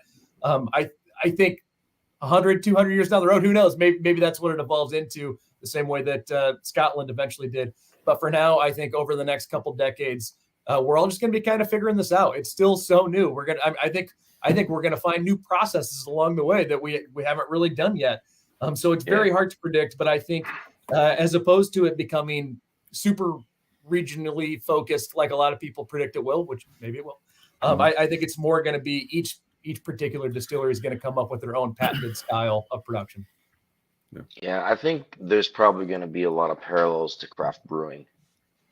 And what I mean is, it's harder to find, if you look around the country regionally, what is the regional style of the Northeast for craft brewing, or for California, or for Colorado? And there are a few things that you can maybe say. There's some tendencies, but not really. It really kind of connects more to different groups of individual artists. And why, this guy's a hophead or this guy isn't. Sometimes has to do with region, mostly just has to do with the brewer. But I think there are also parallels in terms of economic forces. Distilling's an expensive business, and I think some of the choices that get made for economic reasons along the way are going to end up shaping a lot of kind of which styles and aspects of this maybe make more headway and which make less. And I'm not saying that's necessarily good or bad, but I think it's and I bring it up often, but I think it's a very relevant fact, especially when it comes to what the American consumer is going to become familiar with. You know, those of us who have or do run small distilleries know that the chances of you getting the places that Balvenie or Glenfiddich can get are aspirational, right? At this point, you know, that's a lot. Not that you even want to do that, but it's you know, it just influences how you make what you make and what you can do with it. So I think for good or for bad, those will end up being aspects that come into play as well. Yeah, Absolutely. Yeah. You know, like definitely again agree with all these points. And I think you know, like we're absent of a long-standing single malt tradition that some areas have, even if it's not long-standing. You know, Japan has, you know, what was to some extent borrowed and inspired by Scotland. You know, while we're maybe doing that in our own way, we are this different country of, you know, to Mark's point, like kind of an unapologetic crowd, a bunch of rebels who I think this puts us at, you know, this place where we're kind of the Wild West of global single malt production. And I think we have eyes on us in that way. And Chip, like to your point of like parallels to brewing, it reminds me a lot of like, I'm sure a lot of you guys know, like there was a, you know, a point where American brewers who took so much inspiration from what happened, you know, what was cultured in Europe and, you know, Belgian brewing practices, and would go over there and just blow people away with how many hops they were dumping into a boil, when the Belgian brewers were like, what are you doing? Like, nah, this is what we do. Dump them all in. I think that we're on that same page where, whether it's like experimenting with, you know, different roasted malt levels or smoke or blending from finishing barrels, I think we're pushing in such a fun, aggressive, but delicate and nuanced angle. And I'm looking forward to, you know, the back bar of, at the very least, American bars expanded beyond bourbon and rye, and just having an American whiskey section that gets full respect in that way. Yeah, totally. Yeah, that's well said, and completely agree with that. And kind of to Chip's point, I mean, I think the consumer has everything to do with where it's going to. Ultimately, it will be the almighty dollar that determines where it all goes. You know, we can all produce whiskey the exact way that we want to produce whiskey, but if people aren't buying it, that'll come to an end real fast. So the consumer has a lot to do with it as well. And what I mostly meant is in terms of the funding behind the distilleries, just to be clear, that I think that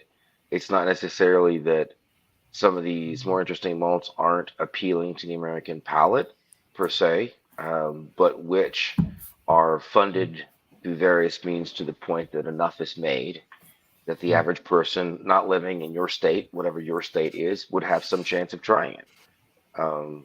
That's harder to do, as you all know, as a distiller, than you think. You're like, wow, the world's really big. And once it likes your stuff, it can drink a lot of it. So that's for sure. Some of those economic incentives too are really they play out better than you think they will in your head a lot of times. I mean, some of the most success that I've had have literally been people telling me we can't afford to fucking do that, so we're not doing it that way. And then looking back on it, I'm like, I'm really glad we didn't do it my way, because I'm not a super genius, and that probably wouldn't have worked. Oh, it's so true. The first like ghetto Solera I did, frankly, was just out of necessity, because we ran out of fresh barrels. In old barrels, and then take it out and put it back. And I was like, empty some barrels. I mean, I thought of it, but it was necessity that made it happen. Yeah, it's how you talk about it after you do it, where you're like, oh yeah, I had this great idea where I was like, you know, I totally tell the truth. Yeah, super intentional. And we didn't run out because I forgot we couldn't afford them. So yeah, you know, a lot of times what we're seeing in the last 8 to 10 years or so is craft whiskey heading down a path, and then big whiskey following down that path and trying to take it. And I think we're seeing that with American Single Malt as well. You look at Beam, the last little book blend that came out, it was 4 malted whiskeys that were blended with a bourbon.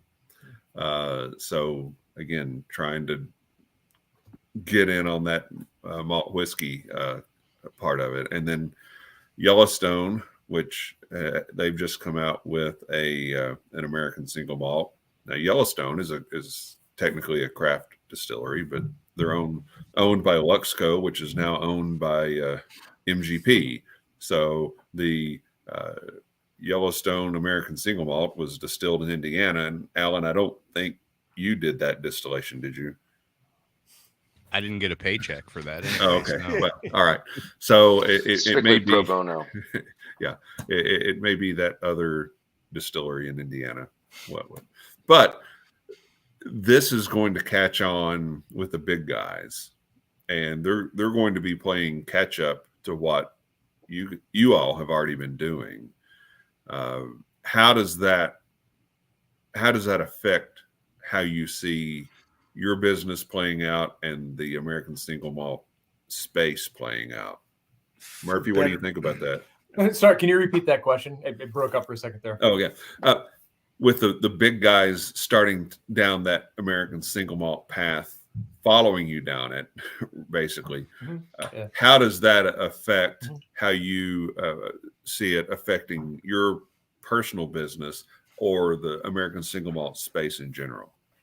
Yeah, I mean, it's tough to say. It is very cool that the little guys, if you will, have influenced the big guys along the way. I mean, that's something that I certainly have a lot of pride in. I imagine pretty much everyone else does too.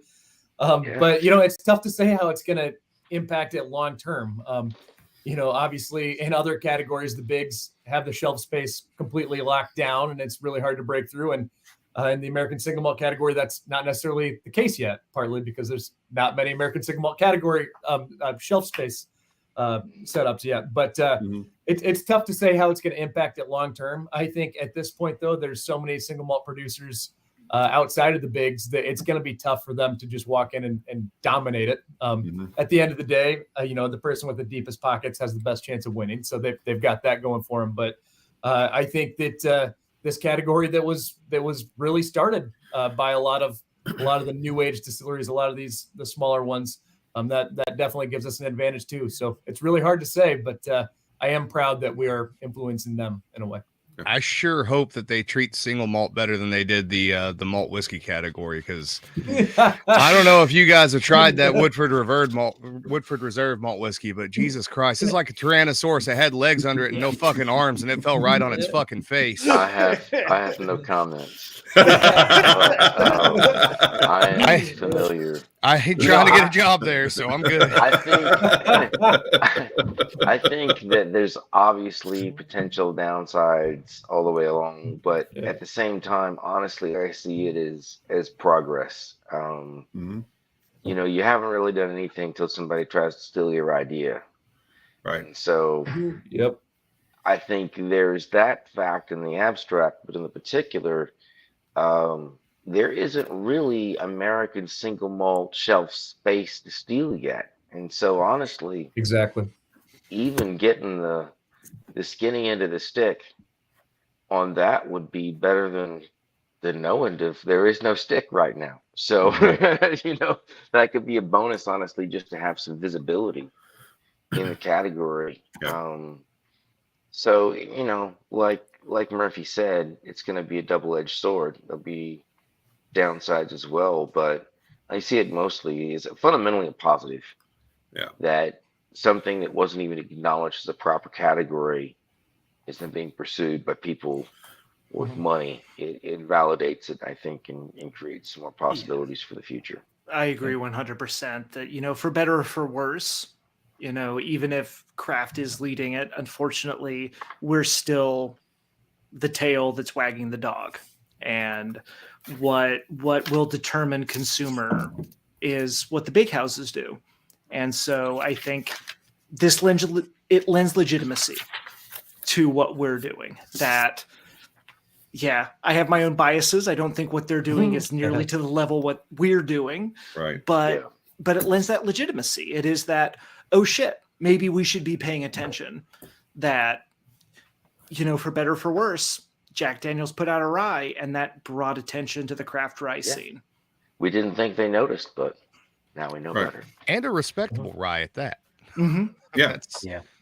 That's the thing. More in their wheelhouse. Right. I'm curious to see what heritage brands do with American Single Malt, though, because they're set up for production in a certain manner. Are they gonna figure out how to lauter or press to separate the liquid or not. Is it going to taste different? Are they going to run it on their continuous columns? What's their barrel program? Is this an opportunity for them to reuse their bourbon barrels, or are they going to try to lean into the bourbon fan by going into new oak and replicating, more of a bourbon profile potentially? It's I want to see what they do. I'm That's down a for great point. anybody's efforts. Yeah, Lenny, that there's a lot more to malt production than just the use of malt. Yeah. There's a lot of methodology that goes around it. And one thing that I want to be sure that we talk about is the TTB had put out some guidelines to make an American Single Malt designation. That came out last July. They had a couple of months for comment period, and now we're just waiting to see what that ultimately ends up. But these were the proposed standards: distilled at 1 U.S. distillery, 100% malted barley, distilled proof of 160 or less, oak barrels less than 700 liters, and they're allowing coloring, flavoring, and blending materials. I guess 2 questions. One, what does getting that TTB designation mean for American Single Malt as a brand, and what are your thoughts on those guidelines that TTB put out? I think it's extremely important to get that established. It adds legitimacy to the category. It's going to add more visibility to what we're doing.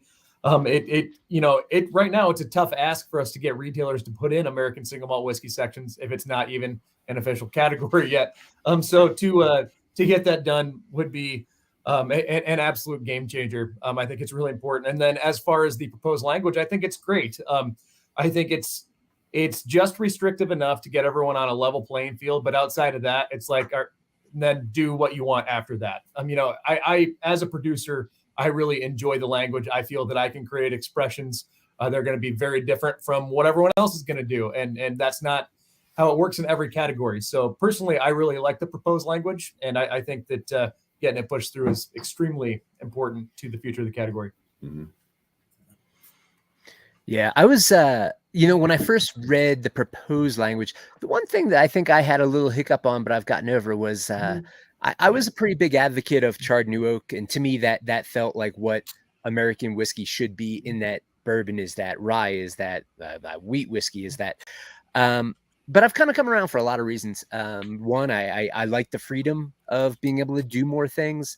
I think it's got the potential to grow the category. And I think, we're all kind of knowing that there's an issue with oak supply, be it like an exact barrel shortage itself, or I don't know what we're doing to these trees. Like it doesn't seem completely sustainable. So, we're kind of switching up our program a little, lean more into reusing our barrels a bit more. And we'll see what 10 or 15 years does with oak supply in general. I like the idea of it being permissible to use used oak. Mm-hmm. I like how liberal it is, just to your point. And well, I like that it doesn't require new charred oak, in part because I don't necessarily want to do that. Right. I also think there's some clear parallels to the European or Scotch single malt category in terms of what is allowed and what's not, and kind of you just think, what do you basically assume as a consumer when you read single malt? You assume that it's made there, that it's made from malt, and maybe a few other basic things. But beyond that, I think to kind of leave it open to distillers to do any number of different things is not only fine, but probably important. I mean, we're trying to create the category, not sort of constraining in its infancy. And so that level playing field, I think you mentioned, Murph, it's that means something. But at the same time, there's still a lot of openness there for this to become what it's going to become. We've already got kind of too much diversity, even on this table. You want to say, well, can it be smoked, or does it, is it smoked American? Like, maybe we'll get to that. But right now, just to have kind of this meaningful but friendly categorization I think is a huge step forward for distillers in the market. Mm-hmm. I think it's interesting too that they put the coloring and the flavoring thing in there, because I know that there's, you know, a number of distilling purists who don't like that, but as a person who likes to color with glitter crayons, I am completely fine with that. I mean, I think it's just the parallel of the Scotch industry. Exactly. allowed. That's Yep. 100% where it Industry. comes from. Yeah. Exactly. And that's why they want to just say, look, we're going to make it be basically what it is to be Scotch single malt, just not Scotch. In the And United let's, States. There you go. and let's talk about cognac production and Yep. was Yeah. and Right. that I get. They allow that, yes. Yeah, there's some discussion of sweetening. it. Yeah, it opens it to shenanigans, but you know, for better or for worse, if it's done right, it can be done brilliantly. And it's a matter of transparency. And you know, I think that opens up a whole other discussion in terms of being visible within the craft space and being clear about how you run your production. But yeah, it's a parallel to Scotch production. For better Exactly. or for I'm not worse. personally a fan of that per se, Mm-hmm. but in the spirit of liberality, I'm a fan of it in the sense that, you know, until there's more reason to constrain it, then I say better to keep it broad. But And I used to not be a fan of that sort of thing at all, but which is funny, you know, at least in the legal industry, because I come from a home distilling background. But the more that I've thought about it, and the more that I've thought about things in the past I've done at home, and how do you draw new drinkers into something, right? And how do you do things that are maybe contextually interesting? Or, you know, a few years back, there was a really great Canadian product, Alberta Rye Dark Horse, which had a little bit of wine in it. And I don't know how many hangovers I had off that shit, but it was worth every one of them. You know, there's cool stuff to be done there, and it's still every bit as artistic if you do it the right way and you're open about it, as making a pure whiskey is. Well, I think there's also kind of a fair play category too, because I've once heard it said that, you know, in the day, a port cask that didn't come wet in Scotland, by that I mean, I don't know, 10 to 20 liters of wet left over was considered to be a dry cask. And you're like, you know, okay, so are we talking about a cask influence, or are we talking about an additive? Because that's like 10%, you know, or not quite, but I mean, it's a significant percentage of final product. Not that you object to that, but it's really a totally different concept. So I think there's, in practice, already some blurred lines built in that needs to acknowledge. Definite gray area. Yeah. It's also not, you know, it's not an unoccurred thing in American whiskey right now. I mean, I haven't brushed up on the beverage alcohol manual recently, but what is it like?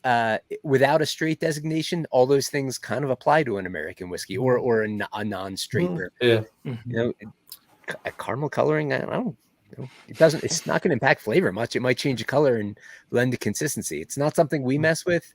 We're not going to add flavoring, but that glitter crayon makes a pretty rainbow. I mean, as long as, not to get like on an unrelated point, as long as it's not anything that's going to like make me grow an extra appendage or like anything that's quote unquote natural coloring, it's not natural to whiskey. Okay, that's different to me than something that needs an abbreviation. As long as it doesn't need an abbreviation, if it's E something, you know, I don't know.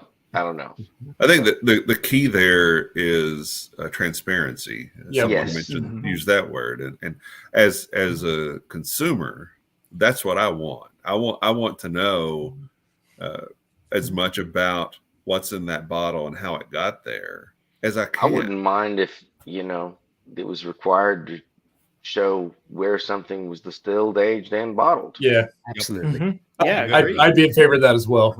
Yeah. But you know, that's just weirdos like me. So, but I like transparency. Yeah, and those transparencies are also marketing opportunities if you look at them the right way. You know?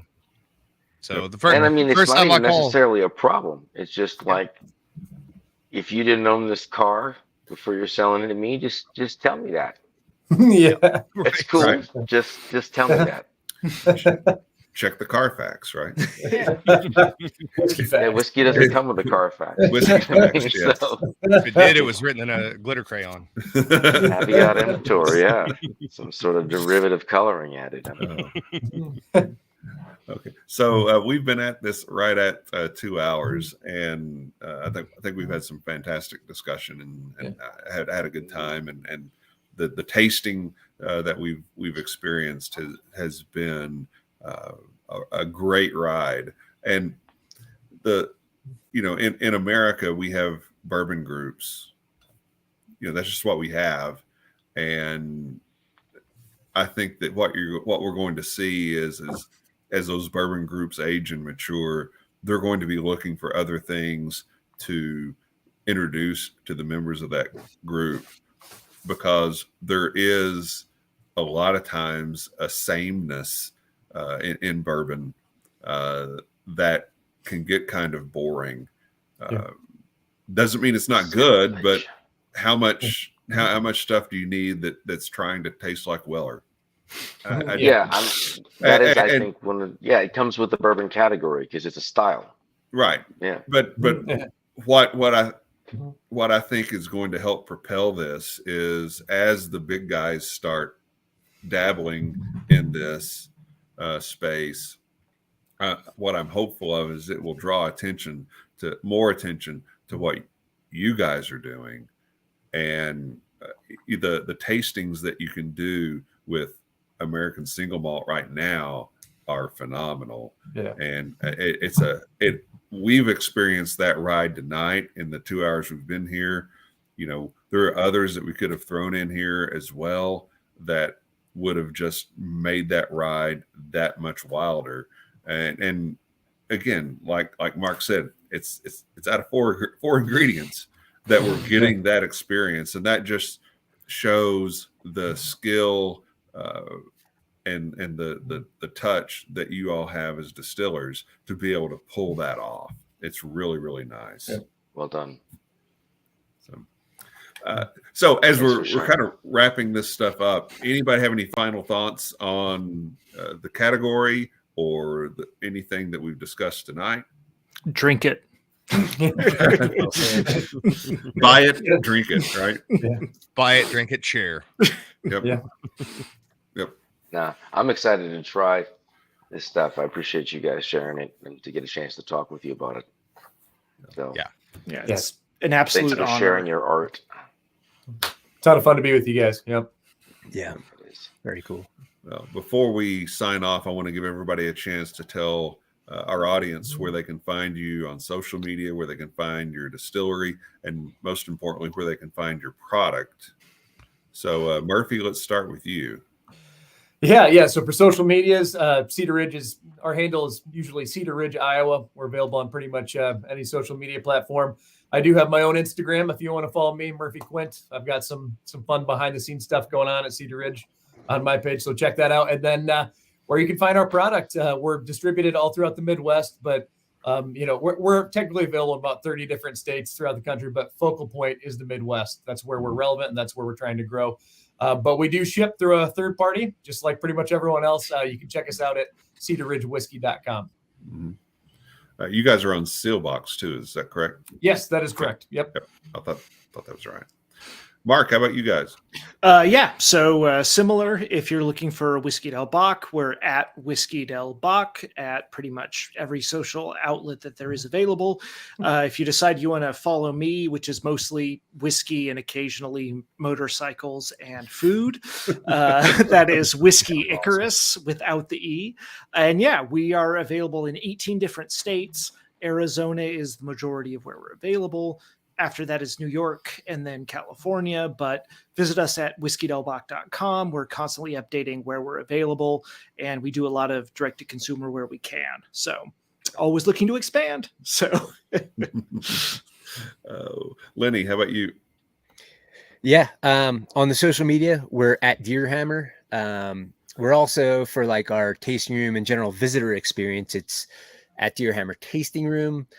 We're primarily in Colorado. It's been a long 10 years of being in the same state, but we're finally starting to bust out. So over 2023, you're going to start to see us in some pretty cool markets. But beyond that, for quick access, if you hop on our website, you can order, our single malt bourbon, rye, corn whiskey. I think that's about it. And I think it ships to most states unless you live in one of those states that hate whiskey. Or won't allow the shipment of whiskey from other states. Speaking of Whoever those states are. Speaking of states that hate whiskey, Chip, where can folks find you and what's going on with Tate and Company?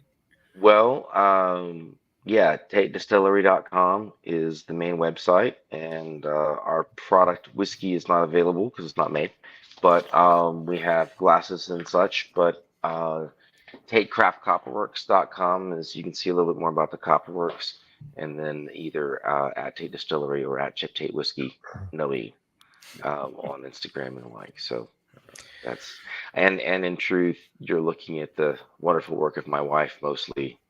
I'm a bit crap at social media. I'm trying to get better day by day, but it's mostly her good work. Alan, you can tell that Lenny's been at high altitude in Colorado for a little too long because he said the social medias. That's what you call them, Alan. Right. God. You can find me at spiritsofFrenchlick.com and sillbox.com, as well as the alchemistcabinet.com and the various podcasts, Distillers Talk. And if you have Ghosts, you have everything, as well as the One Piece at a Time Distilling Institute on YouTube. Yeah. All right. Well, you can find this show will be available on the Bar Cart Co-op YouTube page. So head over there. Hit subscribe so you don't miss the future shows. We've had some good stuff in the past. While you're over there, you can check out. We did a first show we did was called A Tale of Two Stills with Adam Stump of Stumpy's Distillery and Todd Leopold. We talked about the stills that they have in their respective distilleries. We did a show on non-traditional grains. We had Don Poffenroth from Dry Fly, and we had Chris Koenig from Golden Beaver and Alan Bishop from Spirits of French Lick, and we talked about some unique grains that they're using to make whiskeys. We did a wheat whiskey blind tasting with a panel, and then the most recent one last December was the Borrowed Page Story, which was a blend of 4 different craft distillers, and that was a lot of fun as well. So head on over to the Bar Cart YouTube page. You can check those out. As far as my show, Bourbon Turntable, we also have a YouTube page. Our shows are on YouTube. If you want to watch them, you can listen to them on your favorite podcast platform, as long as it's Apple, Spotify, or Google. We also have a Facebook page where we post all of our shows. We have a Facebook group where we encourage folks to come on there. Tell us what you're drinking. Tell us what you're listening to, and just have a good time with that. So,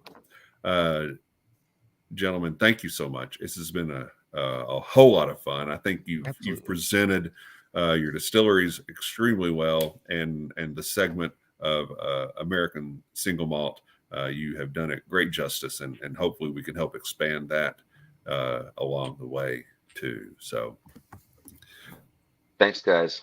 Hey, cheers and good night, and thank you. Hopefully we'll do it again. We're talking about, look how far American Single Malt has come.